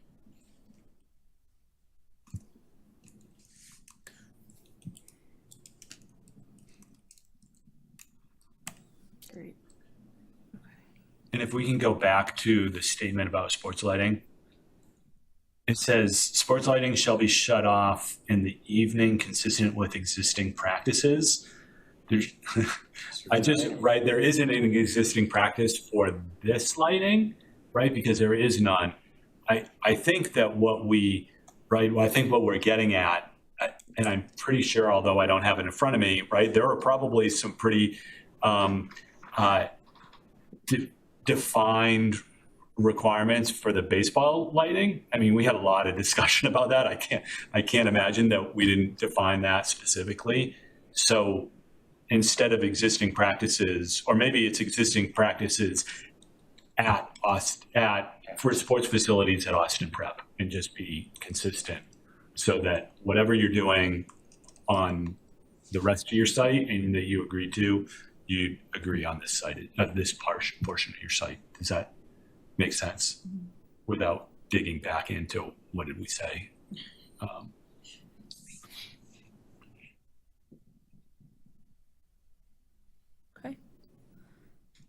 Moving on, we have our standard stormwater permit conditions.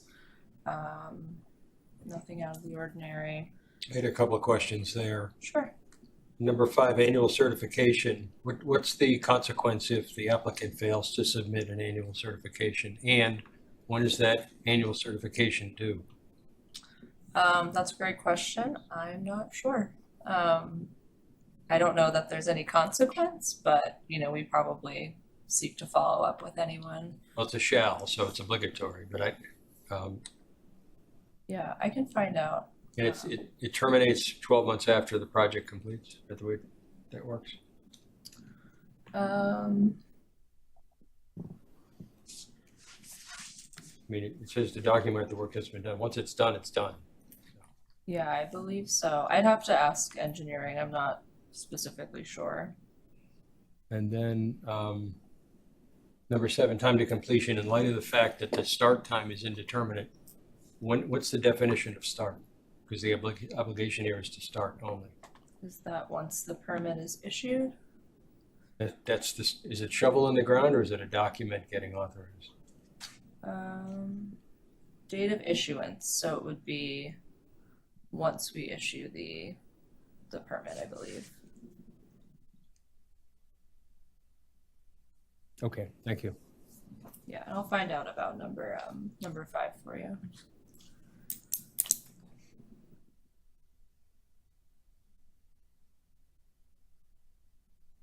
Do we need to reflect all of Ryan's comments in our decision?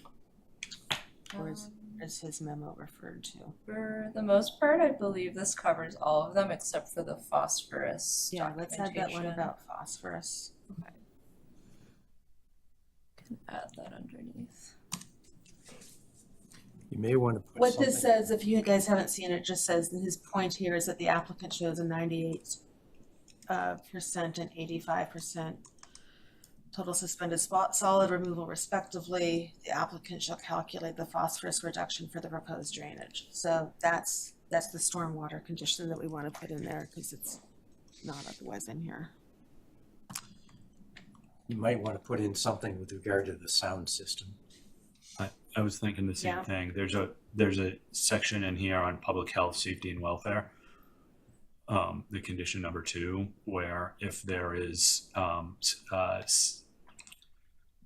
it's unreasonable as evidenced by complaints to the police department or public services office, maybe we have in here listed traffic spillover, excessive noise, unreasonable site illumination beyond the hours of operation. Maybe just note also in that list excessive use or volume of what's the term I'm looking The for? amplification system. Amplified sound.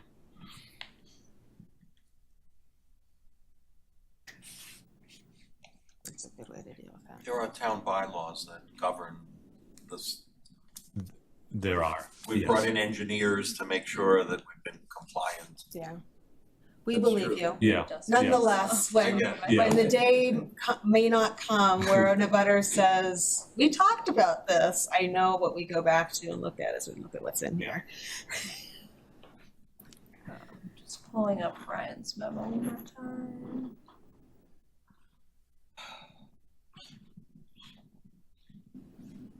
Okay, yeah, I think that's good.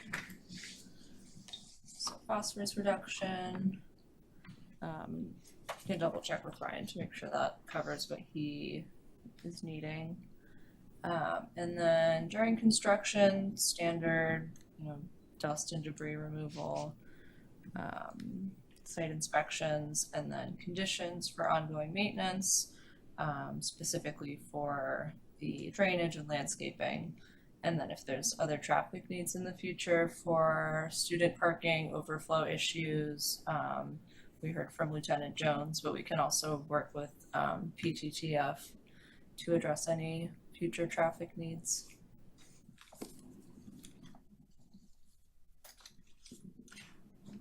Olivia, I noted there was a comment about the town easement or right of way or something like that. Is that any way impacted by this? I'm not aware of an easement.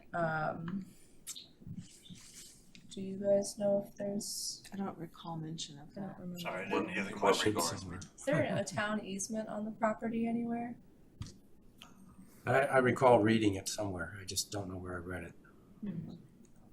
Okay. There are easements down on the ball field for the Abijona River, but that's well outside this project. Should be. Okay. I'm not aware of any. Yeah, that may be.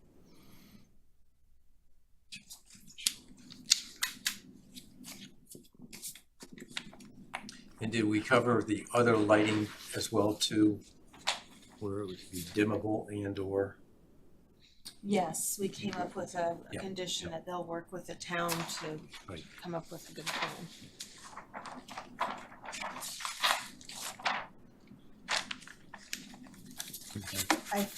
Anything else? I think we made it all the way through, not necessarily in linear fashion, but we got there. All right, so I think we just need a motion.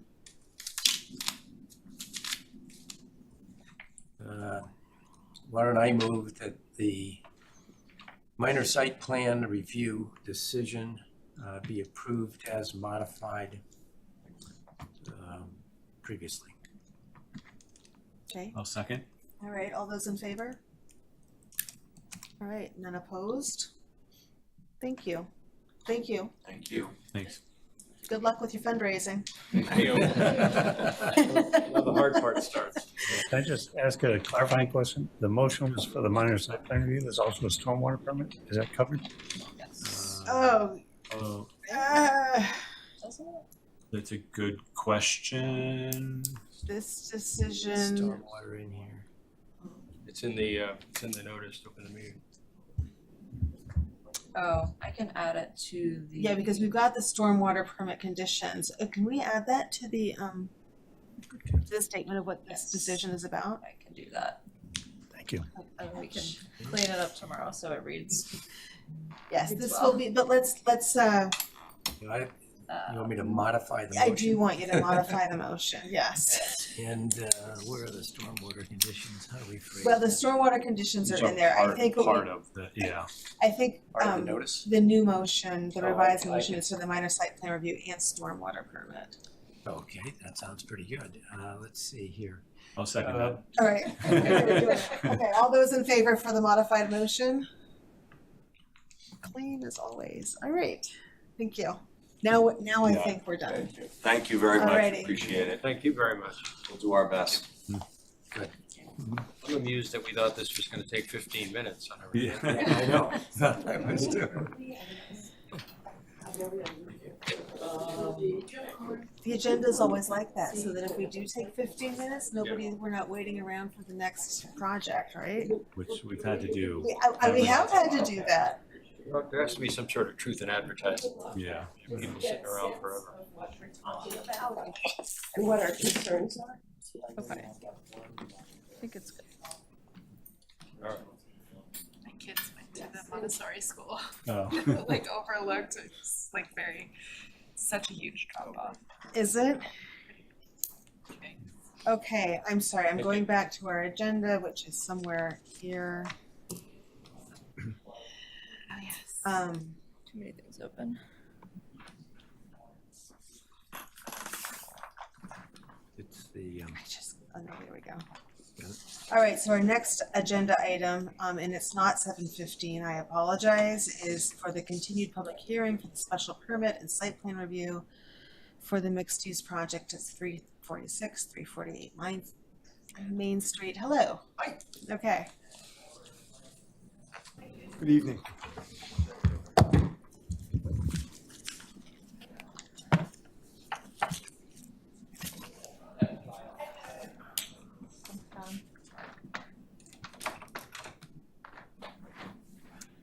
All right. I see. Chris Good evening. is on Zoom. Madam Chair, members of the committee, Yes, how are you? good. How are you? Are you We're back again. giving us an We're update? relentless. We keep coming back. I Keep noticed. trying. For the record, Attorney Brian McGrail, representing the applicant, the Park Trust, and Jim Jolly's here on behalf of the entity. Also online with us is Chris York from GPI. He's our site civil engineer, and Keita Sandos, I believe, is online too. He's our architect. I don't know if they're really going to have any input tonight, but they're available in case any questions of the commission need to be answered. Just a couple of housekeeping things. Since the last meeting, we adjusted the compact parking space on the site plan, which you might have noticed that the commission wanted us to move it over. We've adjusted that to align it with the other three, and Chris has confirmed that that works from a turning perspective and works better, and that was at your suggestion. There's also a question on a construction easement off-site. We don't need it, so we just took it off the plan. It doesn't exist, and it's not going to be required. So there was some concern that you had on that. I figured it would just be easy to get rid of it, and we don't need it.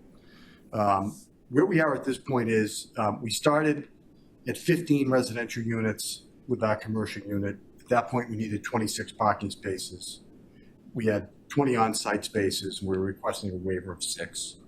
At the last meeting, we reduced the 15 residential units to 13 with our commercial unit. We needed 24 parking spaces, kept the 20 on-site spaces, requesting a waiver of 4. And at that point, we submitted a parking condition plan limiting the number of vehicles that would be on site. And what we've done since that meeting, we've adjusted our plan to go from 13 now to 12 residential units with our commercial unit. That drops the required parking space mathematically from 24 to 22. So now we still have those 20 spaces on site. We're asking for a waiver of 2.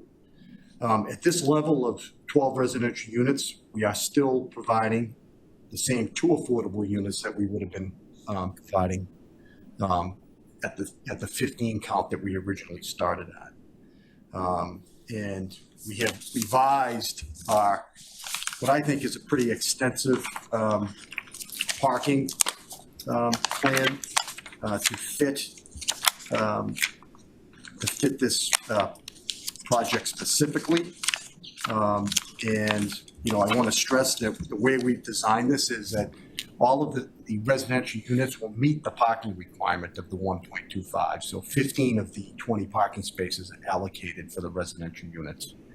And what we're saying with our parking plan is we are going to put a condition on that each unit can only have 1 car.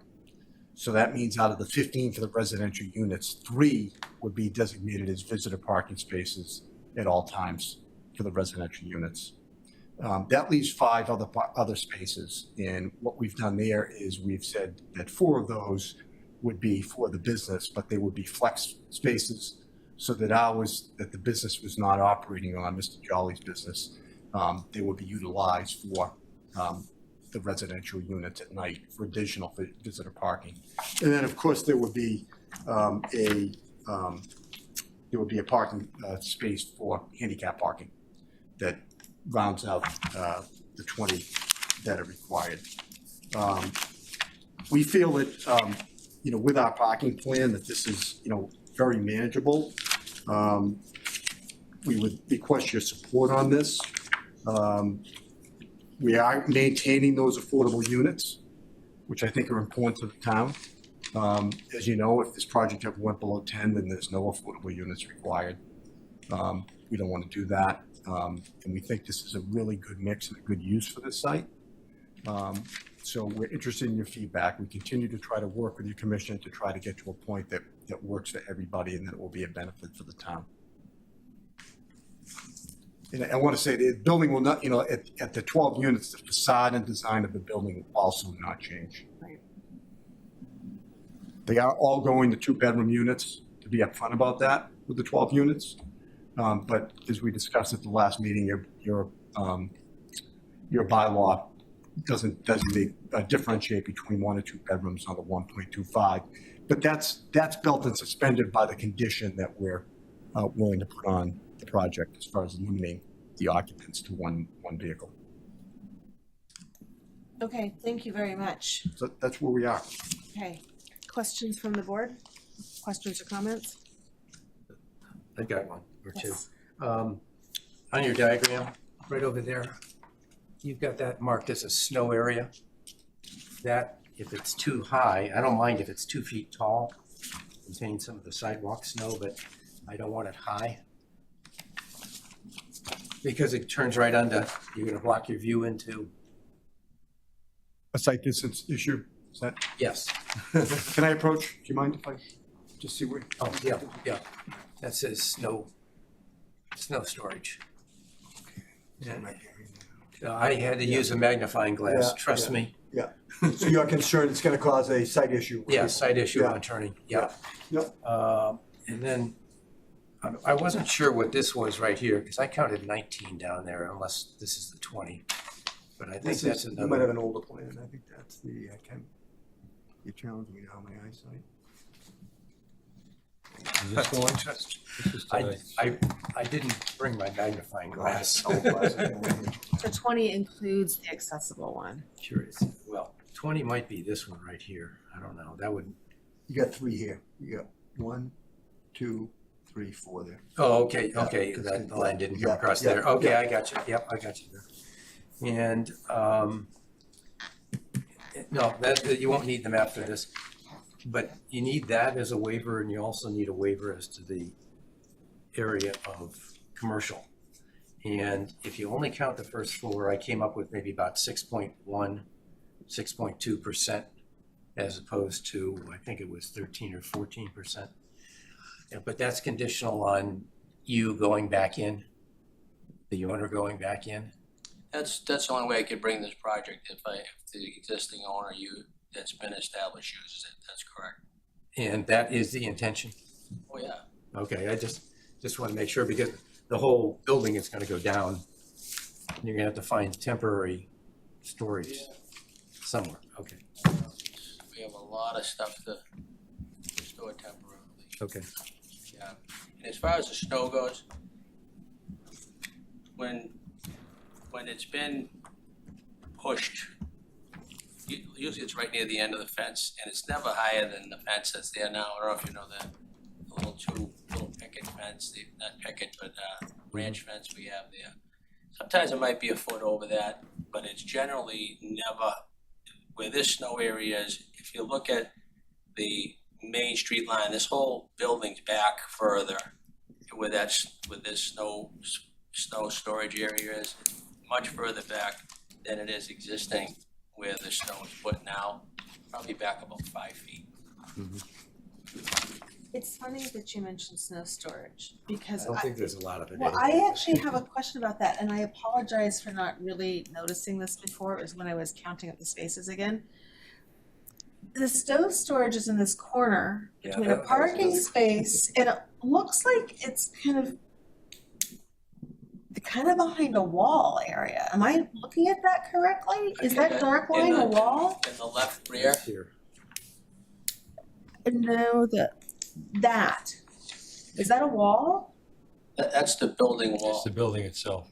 There's 10 feet of grassed area there, and the back snow area is where the fenced area is, and the Bobcat has access through that gate and through the garage. All right, thank you.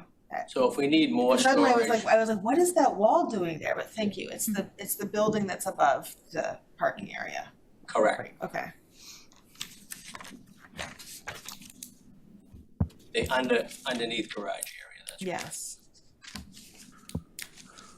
And these plans haven't been reviewed by any of the staff. I'm only seeing comments from September and October. Right. We still had this outstanding question of, there were a number of concerns like from Traffic. some of our traffic and safety officials, and one of the last things we needed to do was to see if this plan resolves their concerns.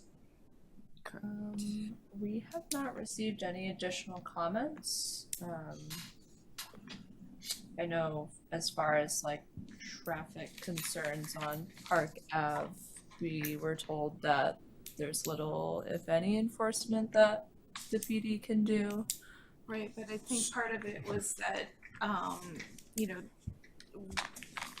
the number of parking spaces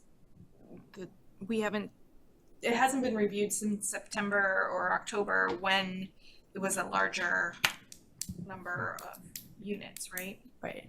Yeah, the letter said that, not specifically about the parking lot, Park Ave, but the consolidation or the added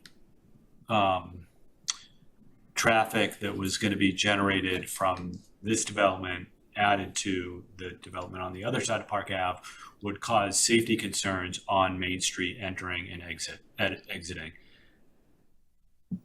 They have, right, they can't just put that out there and then not have a follow-up comment. I would not vote on this with that comment hanging out there, I agree. so.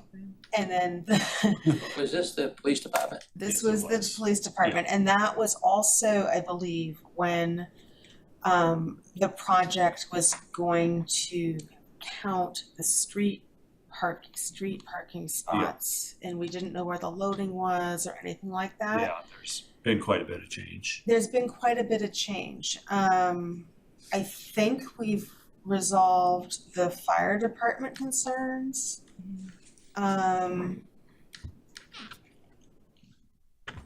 But yeah, But my point is that, like, I mean, you guys have done so much work and gotten it, worked with us, we've worked with you, we're like getting it gelled, but if we don't have any comments from the rest of our staff, like, I feel like we're missing a big chunk of, what informs our decisions. Mhm. So. Jim?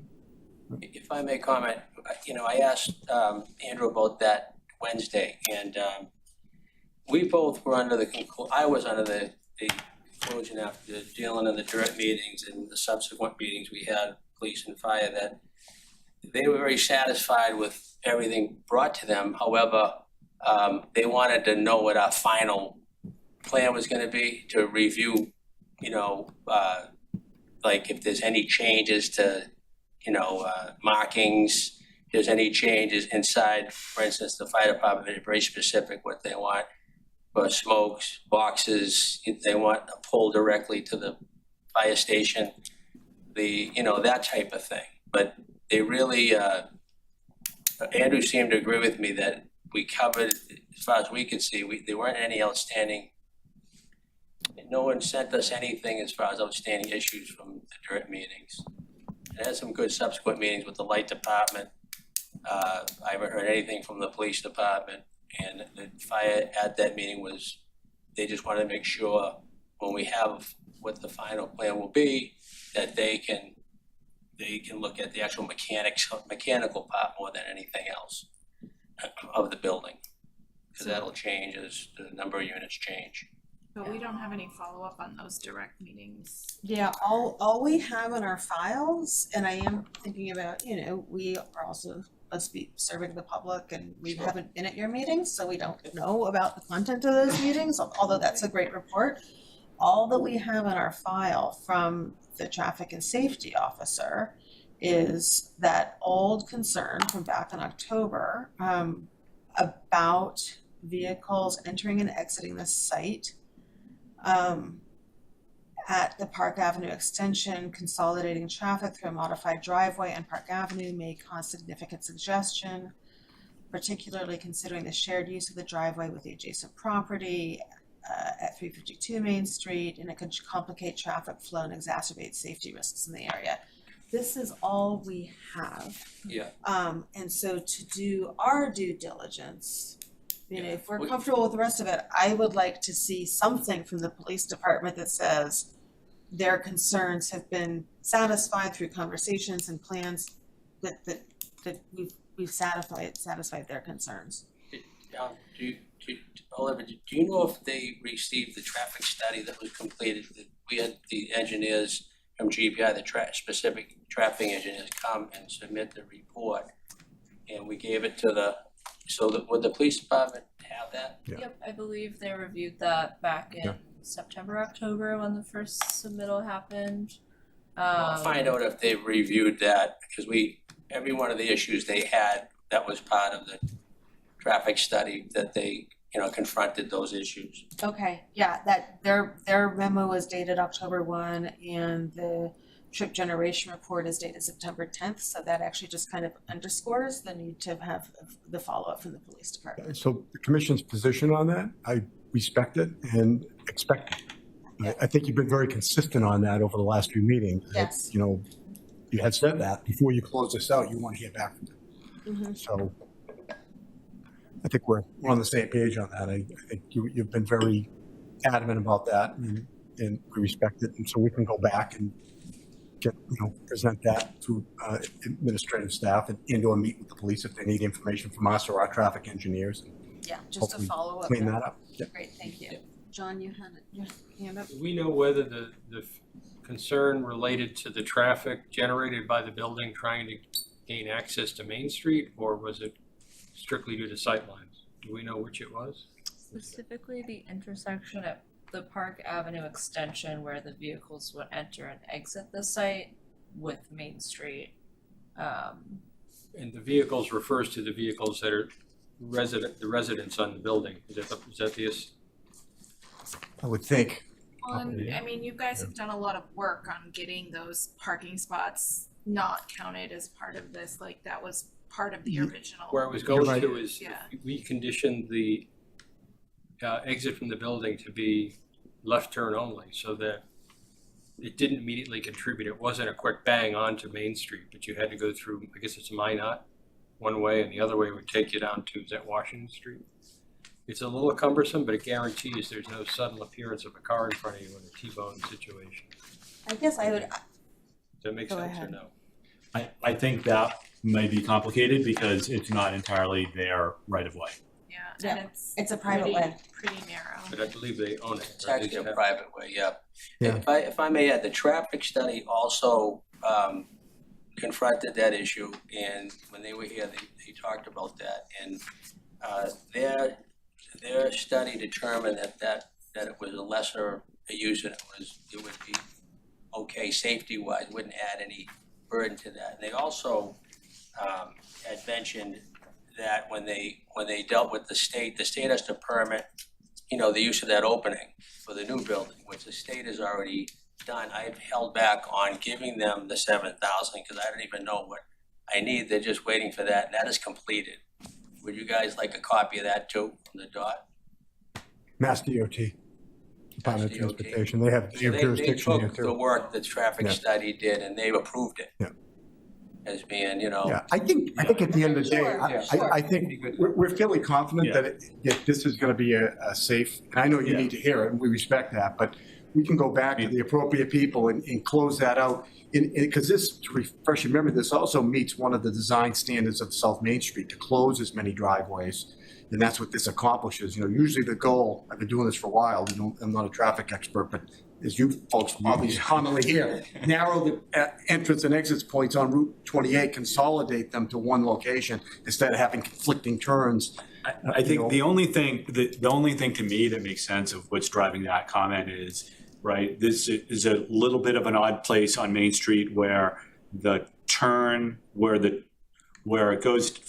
it starts going from 2 lanes southbound to 1 lane and a turn lane, and it's right where that left turn lane starts, and so right, there's a little bit of I don't want to say conflict. It's not the right word, but right, it's a unique little location here where it's really just 2 lanes, and one of the lanes is really wide, and it's people are trying to do stuff. So to me, that's the one thing that I'm not sure there's really a way to deal with that, or if there's a real concern. My concern would be it's a decision point that people may not be paying all that close attention to. Cars turning left and right from the side street happens everywhere all the time, though. So it's not that unique of a situation. Well, we'll work with staff to make sure that the police department has what they need. All right. Yeah. And/or they can speak with our traffic consultant for more information. Can you amplify what you said earlier, John? Because it's private way, we can't condition that? Well, it's not only, that private way is not only theirs. It isn't. Right? It's also, it also belongs to the abutter. Okay. And so in order to put a condition on it, we're on a condition specifically on that public way, which isn't really a subject of this application. The easement is, it starts to get into some, they didn't agree, the neighbors didn't agree to a one way out. And if I were them, I wouldn't. What if you condition the exit and entrance of this building, this garage, to be a left turn only? That's not enforceable. and even though I am the left turn queen when I should not be turning left, I don't think it would be effective either. just because what's back there. That certainly wouldn't help the public. People sneaking out and taking a right. I've never been accused of taking a right turn when I'm not supposed to take a right turn, but that would be complicated. Yeah, and I'd also, John, I'd be concerned. I mean, it's good. I like your thinking of trying to like come out with different ways. I would be concerned that people would go out Park, head south, right on Minnow or Minot, however you say that, and then try and take a left on heading north. And that is absolutely, that's not good. That's bad news. Yeah, trying to do like almost a hairpin turn because Still have the problem. yeah, I think there's been a lot of accidents. Would you have to put a break in the double yellow line to convey at that same spot, that same pinch point, to convey that a left turn is legal from Park Street? I don't think so, because you can take a left turn from everywhere else. Yeah. But an unbroken double yellow line normally conveys you can't cross it. Normally there's a break whenever there's a. Well, we're making sure one of our alternative uses isn't But vehicles, already- that's for sure. It is true, and It's where it's supposed to be, but that it doesn't is mean true, it always is but there. it's, yes, the break isn't even there. I'm looking at Google Maps. It is true. But it doesn't stop people. Well, that's and what it's the not there driver's now. supposed to look for. Is it can, otherwise you could, it's a ticket if they want it. Yeah. Really? It goes to the state highway and who has to authorize the left turn, and is it kosher? And your point, does everyone agree that that's okay going left?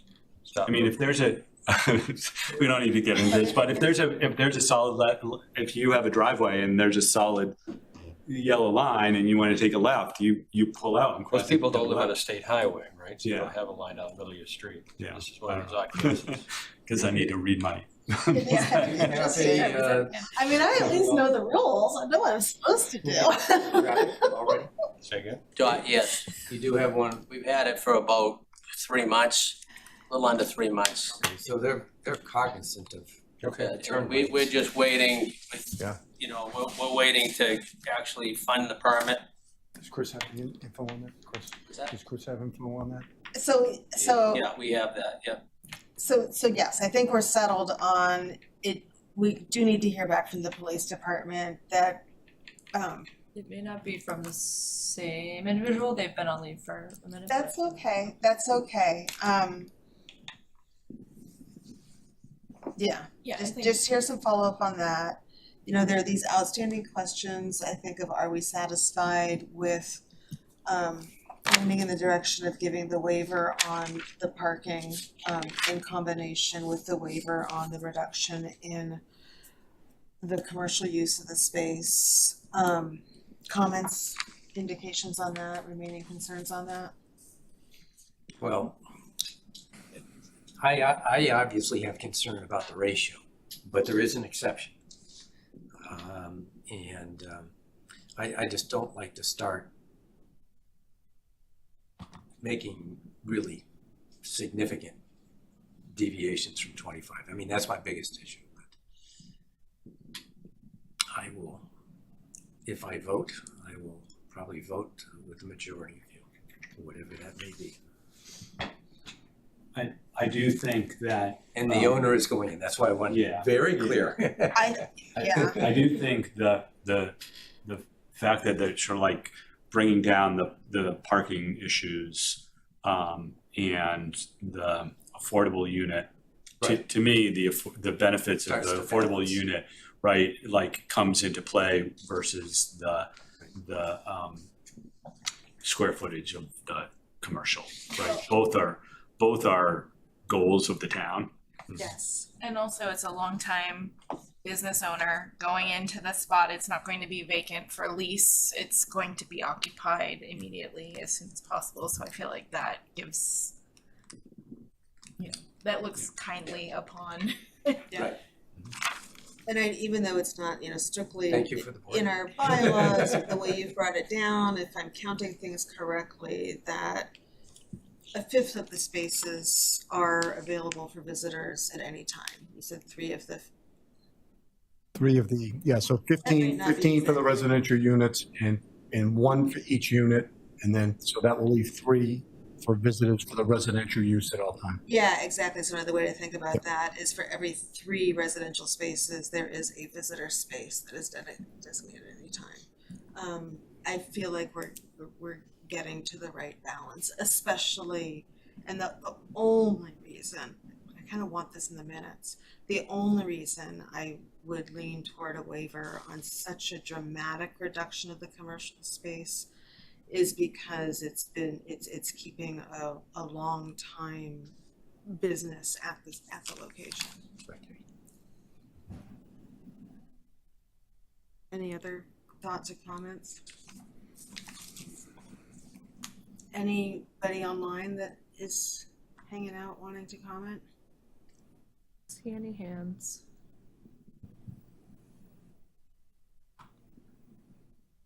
So I think we have that one remaining piece to deal with. Yep. That's fine. Thank you for the process. It's been Yeah. back and One forth. last Really appreciate it. continuance, maybe? Yeah, I think we should be able to. Okay, yeah, we'll reach out to the PD and have someone review the plans and send them the last iteration that was originally commented on as well. What we'll do, Olivia, if we, Madam Chair, we'll talk to GPI who did the traffic report to see if it needs to be updated to reflect the new balance, because the numbers might change a little bit. Okay. Yeah. Yeah. And that will be good for the record too. Yeah, exactly.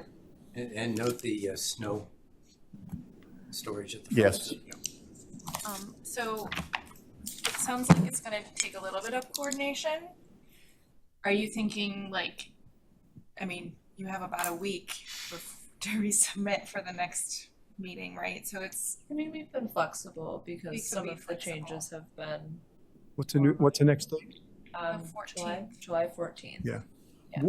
We would respectfully go there, and then if we can't make it, we would just, in advance, send a letter, Okay, great. so you know. Appreciate that, At yeah. least it gives us a shot to try to do it. Yeah, because there is a holiday in between and Yeah. it might affect your. Might not make it. We'll see you in August. Okay, so I'll make a motion to continue the 346, 348 Main Street to the July 14th meeting. I'll second. All right, all in favor? Thank you. Thank you very much. Thank you for hanging out for Appreciate it. so Thank you. long, Thank you very just much. for that little bit. Thank you. You may want to go back and look at your waivers and just make sure that those are worded the right way and updated. We'll work with staff on that. Thank you very much. All righty, Thank have a you. good night. Thank you very much. Appreciate it. Okay. All right, we have some bond reduction Form Os. Yes. These are like my least favorite things. So for Farmhouse Lane subdivision, we put the as-built and the Form O in your, I don't know if this is loading, in your packets. I spoke with, this was a little before my time, but I spoke with Andrew and Ryan in engineering. And back in December of 2024, there was a partial bond reduction for $196,000, which the board approved and endorsed through the Form M.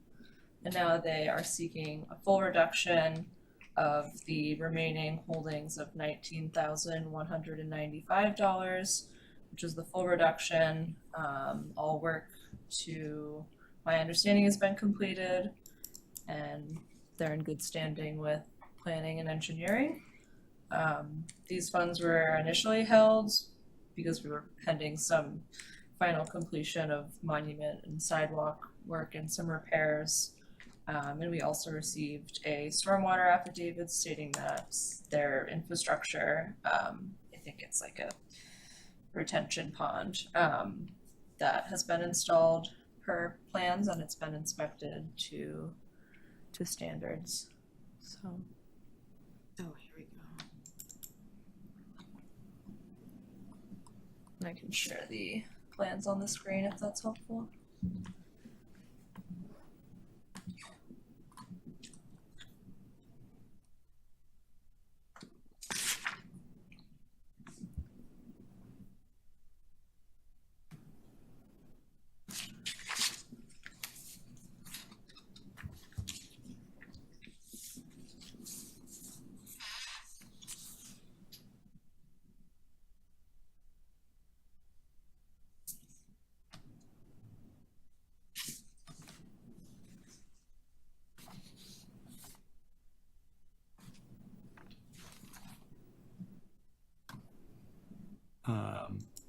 Is Ryan, Ryan is not on the call. is he okay with these? Is he Yeah, looked at Ryan these? gave us his go Okay, ahead with okay. both. All right, Okay, all right. that's what I'm looking Yeah, for also, you got it. somebody to in fact say, Yeah. yes, this is done. We got verbal confirmation, and I know Andrew had done some site visits as well recently with the assistant town engineer, just to check on some final remaining concerns that have since been resolved. And they've Yeah, all I been knew- resolved?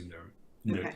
I knew there had been some sort of lingering stormwater related issues Yep. here, so. In the packet, there was an Excel sheet that had the 2021 bonding, but it wasn't a view of today's residual. You said it was 40K? That remains? For today, it is,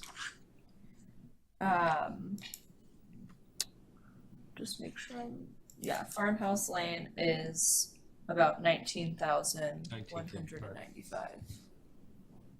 And that dispenses with the entirety of the bond. The bond is retired. Oh, yeah, Yeah. if you If go you back go to the different tab tabs. dated December 4th, that shows what was remaining on December 4th, because the June 9th tab shows it all being I can share that too. taken care of. There was the we see as-built, Took me a little bit to the find it. granite bounds, sidewalks, Which all seem to be there. catch basins. Yeah. Yep. Okay, that makes more sense. I'm okay with this. Yes, agreed. I think we could Yep. take a motion. I propose that we, what do we do? What is the We motion? accept. That's what I was wondering too. Yeah, we accept, We endorse the, bond the, reduction yeah, form. subdivision Form O. Yep. For Farmhouse Lane subdivision. The end. I'll second that. I'm confused. The Form O document I see is dated 2022. So I believe that is the date of the revised plans that were approved by the board. So the original definitive subdivision plan set was dated for 2022. And that's what was registered with the Registry of Deeds. So 2021 and then revised in 2022. And so do we say like majority of the community planning? So let me get this So straight. at the bottom, we're executing so at the bottom of the Form O, we are executing the subdivision Form O for the Chimney Hill definitive subdivision of Farmhouse. By signing it, we release our interest in the above referenced covenant agreement or surety. Right. Right. And they requested this in November 2024, and they've taken care of things, and so now we can approve it as of today. I see. So Form O points to an agreement, a three-party agreement, which we're discharging or with our signature tonight. Okay, that all makes sense.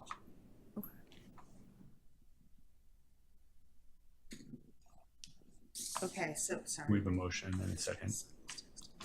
And And so any more questions? no more questions? I don't know. All approved? All in favor is what I'm trying to say. Okay, and none opposed, thank you. Pardon me, just one We'll second. need to sign those at some point and put them here separately. Awesome. Sure. Do we all sign them? Yeah, if you can print your name, there's a section and then sign. On the second page, right? Yep.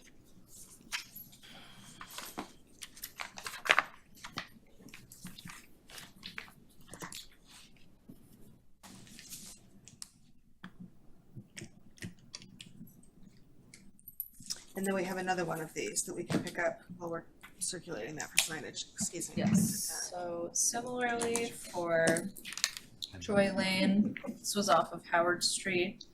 They are seeking a full bond reduction of $166,014.75.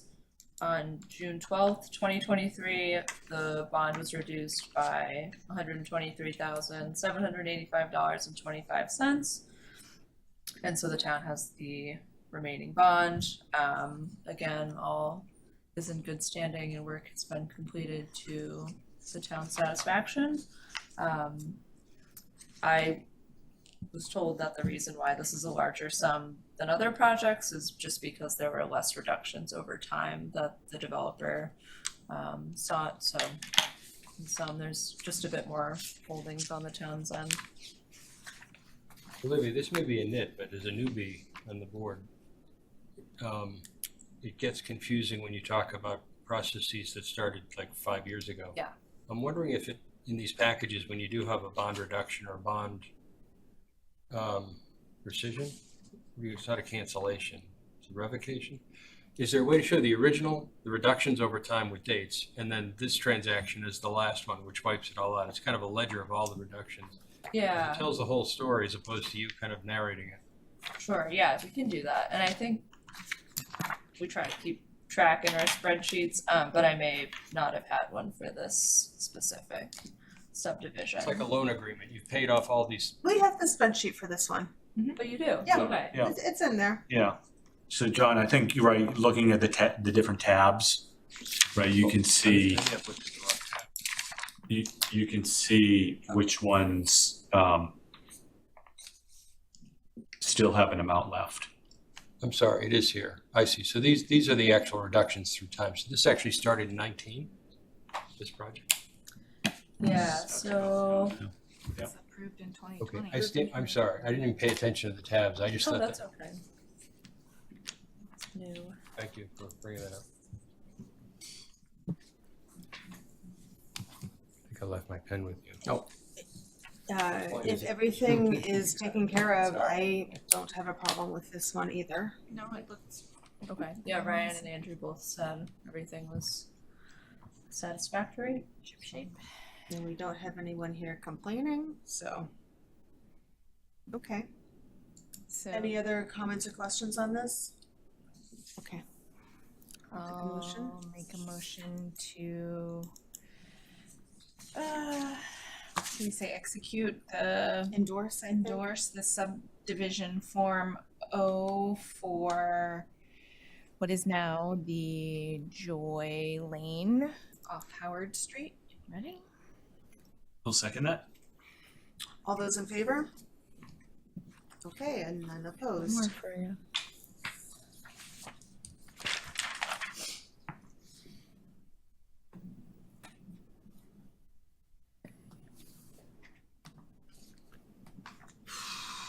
And then just some quick, Are you a notary?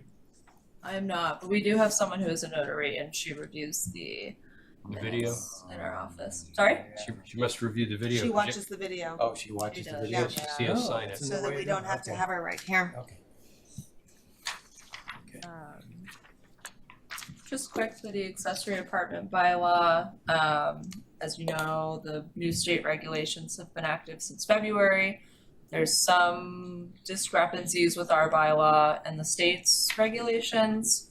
The building department's had a couple of applications, but they've made it work, and haven't had too many issues, but we've just been working through, some of those issues with applicants as they come up. But we're hoping to draft a updated bylaw just to make everything easier for everybody. And that would be for November town meeting. So just trying to get ahead of it and plan for some public hearings for that. And then additionally, if you had any questions, I threw in the folder just a guidance document from EOHLC that talks about some things that we can and cannot include in the bylaw based on the new regulations. Oh, is there So the second page to that? No, it's over here. I have the second page. Sorry.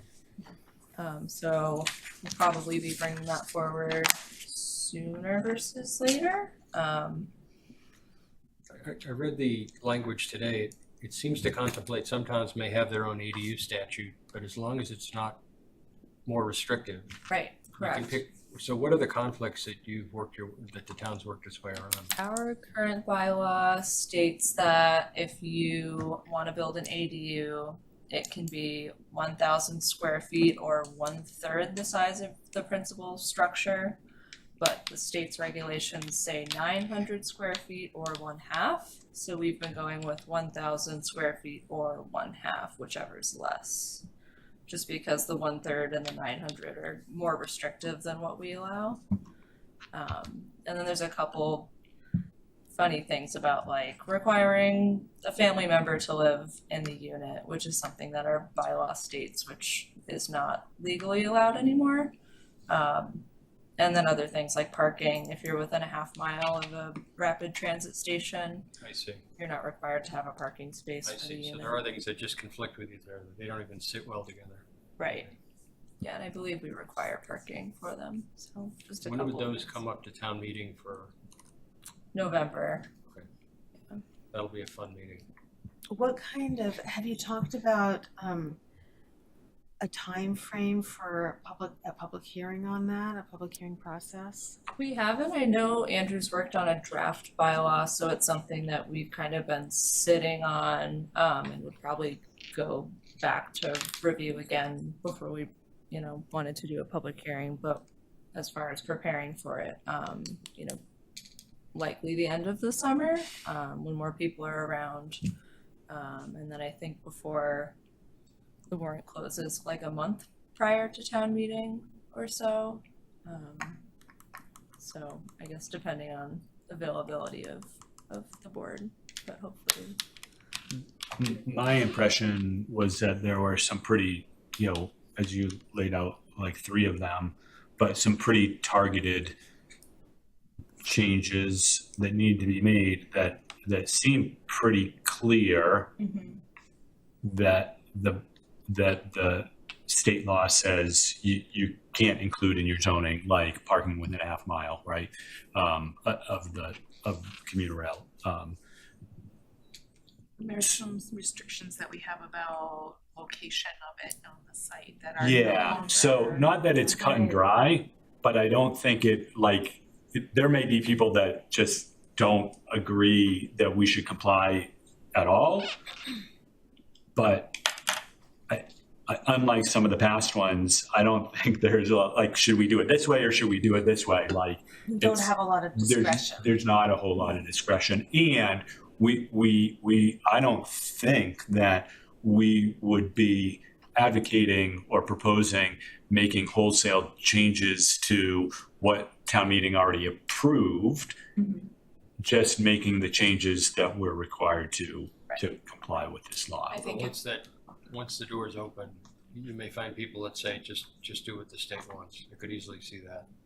Well, and I think what we're talking about is doing what the state requires. Yeah, and already we've seen for the building department, like they're already working with the state regulations. They can't enforce anything, like John said, that's more restrictive. Yeah. So it would make everybody's life easier if our bylaw was reflective of what the building department has to enforce. It just provides clarity. Nonetheless, I do anticipate that there may be people who, I don't know, just want to come talk about distaste for the state making us do certain things.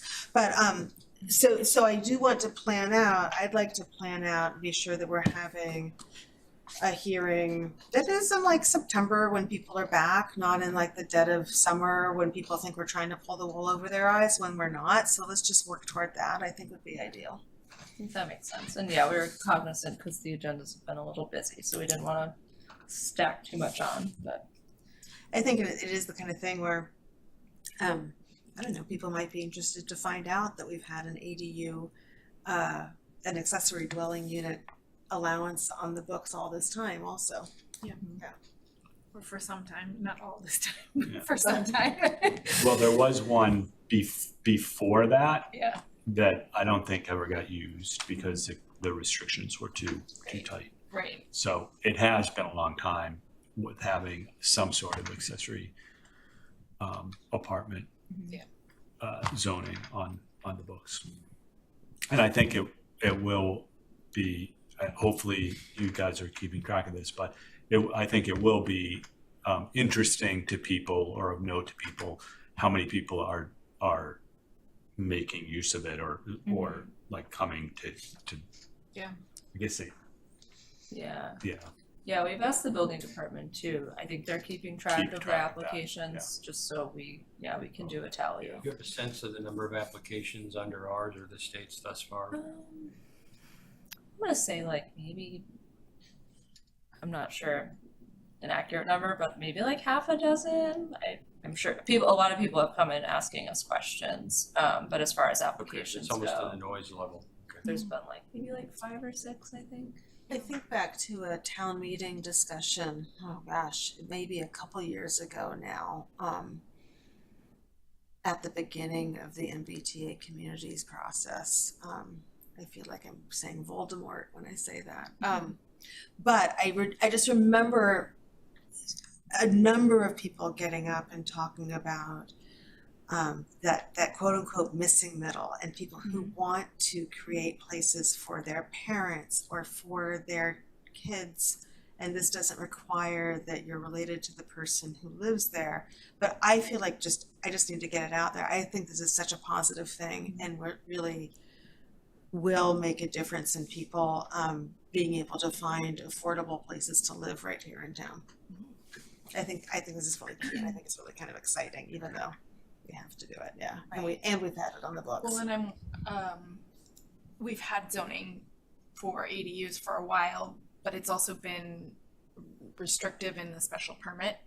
Yeah, That's all right. had to go through Yes, that, yeah. so that's where a lot of that restriction, special permit process Yeah, requires a lot more of everything. So I'm wondering, I mean, I think it's interesting and I agree. I think it's helpful, but it's also, in our times, it's hard to fund some of Yeah. this. So but we I'm really interested. heard that this is what I heard at town meeting, that this is what people really want, so.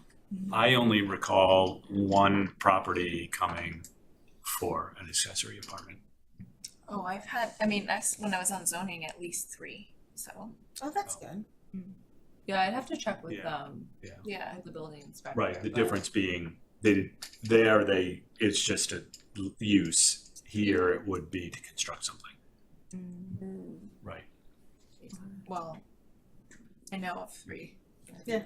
3 or 4 actually, now that I think of it. So because it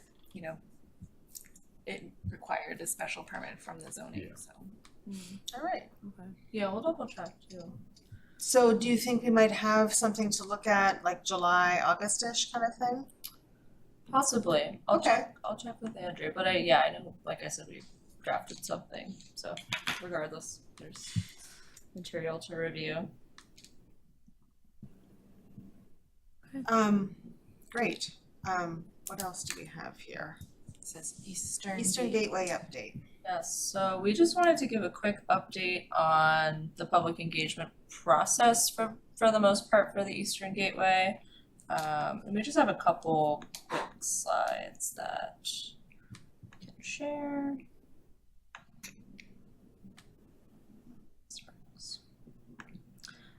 So I'm sure as you remember, back in December, we did an open house public meeting, just trying to identify some of the themes that resonated with people for these 2 district areas. And throughout this process, we've seen these themes come up time and time again, and that's mixed use, improved connectivity, integrating some type of open space or programmable space, promoting lower rise but mixed use opportunities, and then trying to balance more diverse building types and bringing in some more visual elements central to Reading. We did wrap up the survey that we did at the end of May and had about 200 responses, give or take, for the questions. And this was drafted by our consultant, and we included like a summary document that they wrote with all of the survey responses, and then at the end there's specific comments that people wrote out with their thoughts and feedback, which I think are really helpful. For the overall priorities, for the most part, like I said, people are really interested in mixed use and making sure the spaces would be walkable and publicly accessible, particularly from like the Ash, Washington, John Street neighborhoods. And then, you know, it shouldn't really feel like a development. We're getting comments where people want it to be an inviting space and visually appealing. But there are some concerns that were voiced for congestion, and with increased development, I think people are aware of how to access that space currently, and it can be a little difficult to navigate the Ash Street intersection. So trying to mitigate that a little bit and make it more user-friendly. And then for the most part, we heard from similar folks that came to our open house. So homeowners, the 35 to 64 range. So trying to expand some of those demographics a little bit as we go further into the process, and maybe trying to reach out to like renters and some other age ranges as well. Olivia, how many discrete inputs, how many individual people provided inputs, not total number of inputs?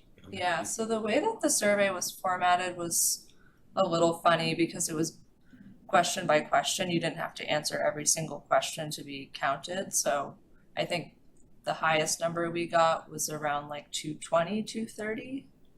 But that varied by question sometimes. And there were something like 20,000, 19,000 voters in the town, so about 1% response. Right. Okay. Yeah, so not as many as we were hoping, but you know, there's definitely some good feedback. It's really surprising reading the comments, because like the first one says I want X, and the next one says I don't want X. Mm-hmm. Yeah. Yeah. Some contradictions, but that's to be expected, I think. And for the survey response, like I know we've done a few recently, like with the MBTA and other things. How does the 220 relate to like some of the other surveys we do? Is it super low? Is it like a what we?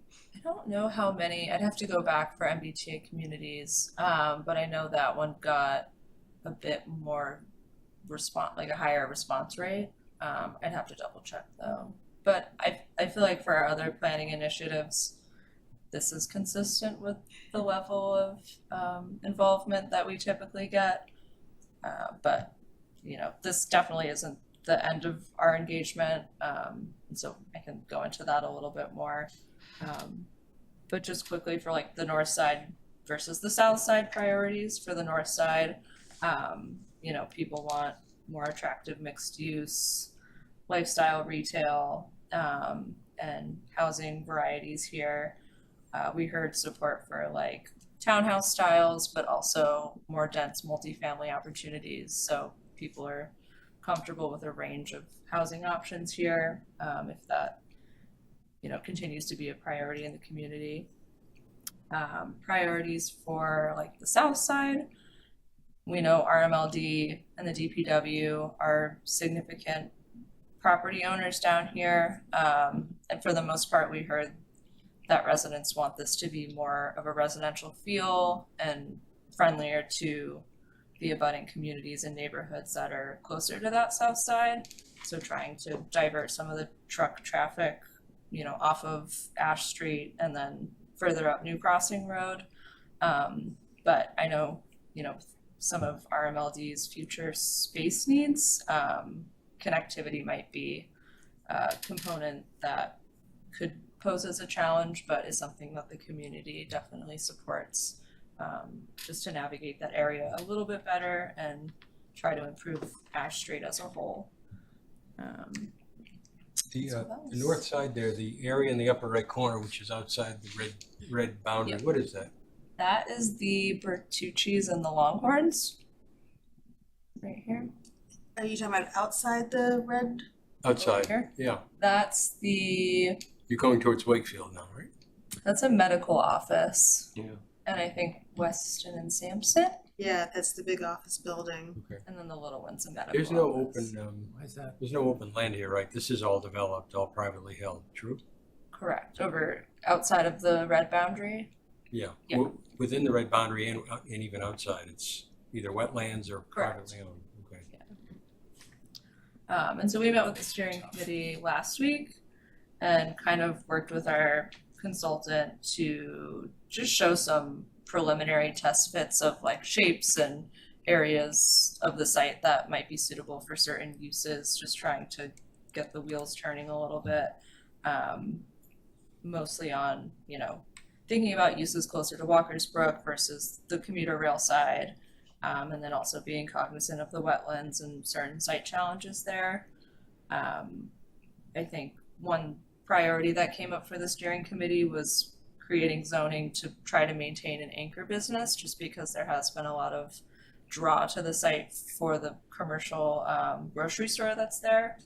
So it was voiced, you know, it would be nice to be able to maintain that type of use in the future and just to promote that through the zoning when the time comes. They also are interested in exploring more mixed use locations on site and how that might translate into the zoning and how we can promote multiple typologies of housing on the north side, given that it is generally one large parcel. So just trying to think through that a little bit. And then as far as future engagement, we're hoping to do some smaller focus groups over the summer. And that would include like property owners, business owners, residential abutters, and then any other groups that might be, you know, a priority to hear from through this process. And then finally in the fall, we're hoping to do a more formal open house where we can start to show some like concepts of what might work on the site based on all the feedback that we've gotten. And then potentially furthering that with like a fiscal analysis type of study to make sure that we're keeping the commercial rate that currently exists or expanding it if possible. Okay. That's great. Any questions? That's a wonderful update. Thank you very much. Cool. And we can forward over to the presentation that was the full presentation that was given at the steering committee meeting as well. It was just a little bit lengthy. So okay. The next topic is just very quickly on the master plan future discussions. I know that Andrew and Olivia submitted a grant for technical assistance that you'll be hearing about in the fall, so that timing is good. I haven't heard any more from the select board about subsequent discussions about the master plan steering committee. I don't think there's actually been more discussions. And so I think we can just kind of hold on that maybe until we find out about the grant. And if I do get an update from the select board, I'll pass that on to this group. Yeah, that'd be great. I thought of just two items might help us, and one is in the 2005, we've got a list of, I think, 24 goals or so. If you and Andrew can go through it and say, okay, we met them, we didn't meet them. Yes, we did talk about that, yeah. Okay. Yeah, we did that a little bit. I think there were a few that we had to double check on just because it's been such a long time. I know, But I think we It's said. been 20 years, before your I time. think Andrew said something like, generally we met all of them, or something, or close to all. a lot of them. And then the other one that would be helpful would be if you could document since 2005, what things we need to go into the new one. You know, for example, the rec department may have come up with, you know, we want new croquet fields somewhere, or something like that. This Eastern project is, you know, something like that. Something we need to be aware of that we either could put into it or save ourselves work. Okay. That's it. Okay, that's great. Any other thoughts since we last talked about this at last meeting? Okay, we have minutes, but before we do that, I want to, well, I don't know, John, do you want to share with everybody? Do you want me to? I want to thank John Weston. This is his last meeting. He is rolling off CPDC. so. You probably don't want to say much more about that, but it's been many years, No, it's been right? many years, yeah, I know you guys know, it's right. Interesting thing, I guess, is that, I've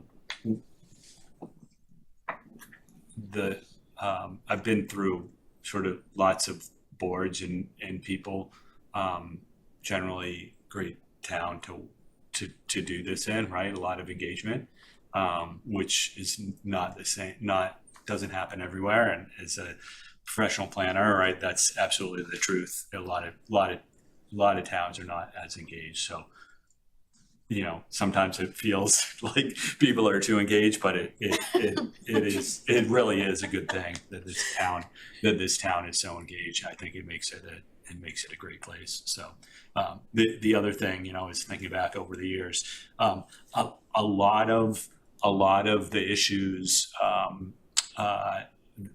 that we deal with, even tonight, are the same sorts of issues that, you know, been sort of coming up for the past 16 years, right? And it's focused a lot on how small our commercial district is and how close all of the neighbors are, and so, right, like that's more time is spent on that than in that space than anything else. But I've really sort of come to appreciate and you know, think of this board as a place for people to just to be heard, right? And just, you know, it's important for us to make decisions, but it's also important for people to say what they have to say and be heard. And to the degree that some of it can get worked into the plan, great.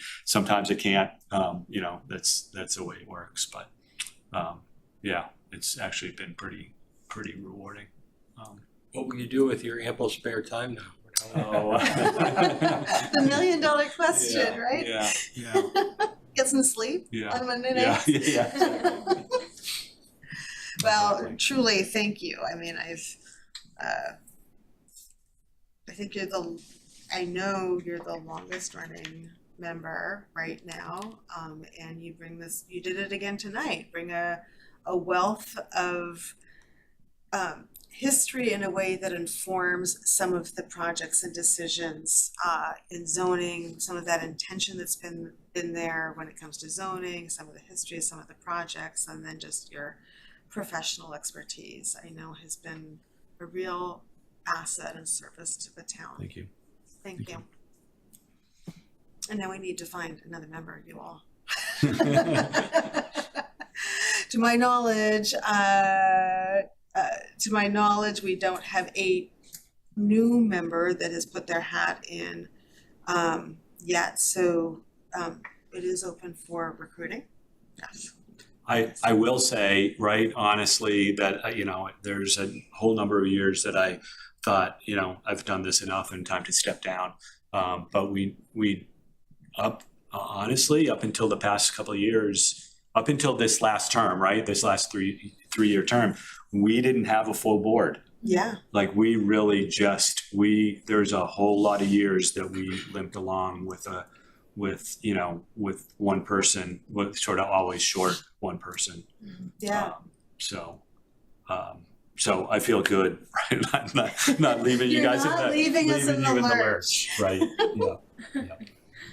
Okay, can we do at least one set of minutes, because they are kind of piling up, and I think our next meeting is going to be kind of light, so we can probably do more then, but let's just do one set of minutes, the March 10th one. So I wanted to note, I mean, I didn't have a lot of notes in them already, but I think it was it the April 14th and the March 31st were not in this room, they were in the next door room. Okay. Which is March 31st when we right. did the I forgot about that. floodplain. Okay. I forgot about it when I emailed you this earlier, and then I was driving over here, I was like, oh, there were two of them. But I didn't really catch anything in any of the other ones. Thanks for catching that. Oh, if we could do more than one, then even great. That's a good catch. Any other, on March 10th, any other March 10th was in here. edits? March 10th was in here. Okay, the other two were in the other location. I wasn't here March 10th. Okay.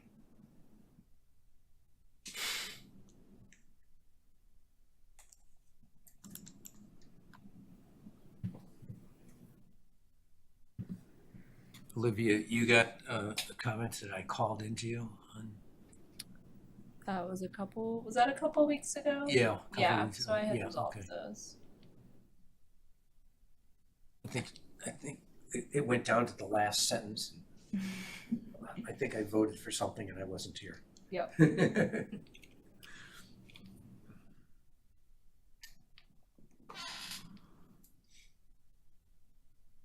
On March 10th? No, I see I was here on March 10th. Okay. Yeah. Well, let's do it. If there are no other questions on the March 10th one.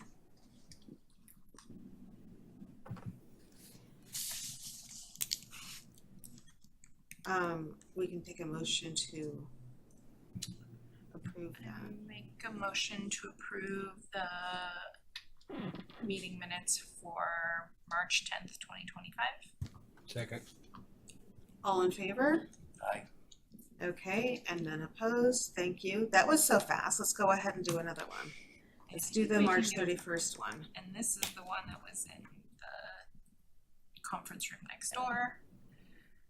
Very crowded one.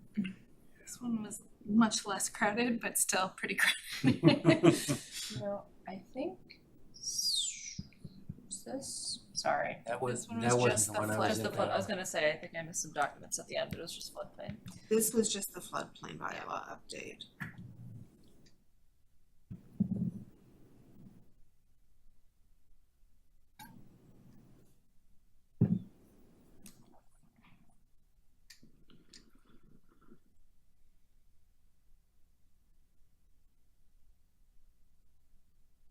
But I don't think I had any comments on it. And I don't have any comments on this one.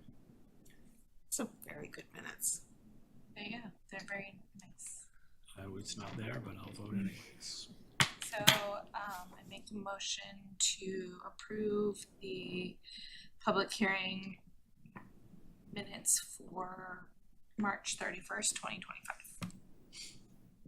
Second. Ms. Johns. No. I have, hold on, I have one comment. I'm sorry. In the, As amended. and then it'll be as amended. I just noticed this, at the top where it says others present in person, Robert Coulter's name is misspelled. It's Coulter, and it's correct later on. Okay. So, yeah, I should have said as amended. Okay. As amended. So the motion still stands to approve them as amended with a second. And so all those in favor? And none opposed. Thank you. Let's just do the last one. And again, this one was in the next door, and this was the really sweaty one. Right. Just for the record, I never want to meet next door again. It's the most- Yes. I have said that over and over. That was terrible. I'd rather meet in the parking lot. than- Right. So This is not the one I wasn't present. right, not the select board meeting room, but in the conference room. Yes. That was terrible. Look how many people there were there.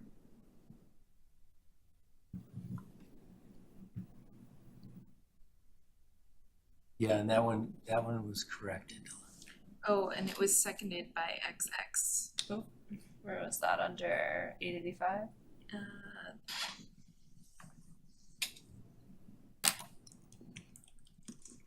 I can always check on that and It was bring it to super the next long. meeting. I'm looking for it. Yes, 885. I don't recall, but I can fix that for next time and just add it. Okay, yeah, let's do that. So we'll pick that up next time when that's corrected. I'll continue this. I think it was tricky to see on the Zoom who raised their hands in that room. Because it was like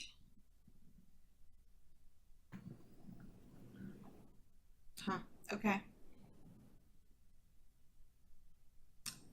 Unless there is anything else anyone wants to discuss, I think Motion to that adjourn. concludes our agenda. All right, I'll second. All those in favor? We are adjourned. Thank you.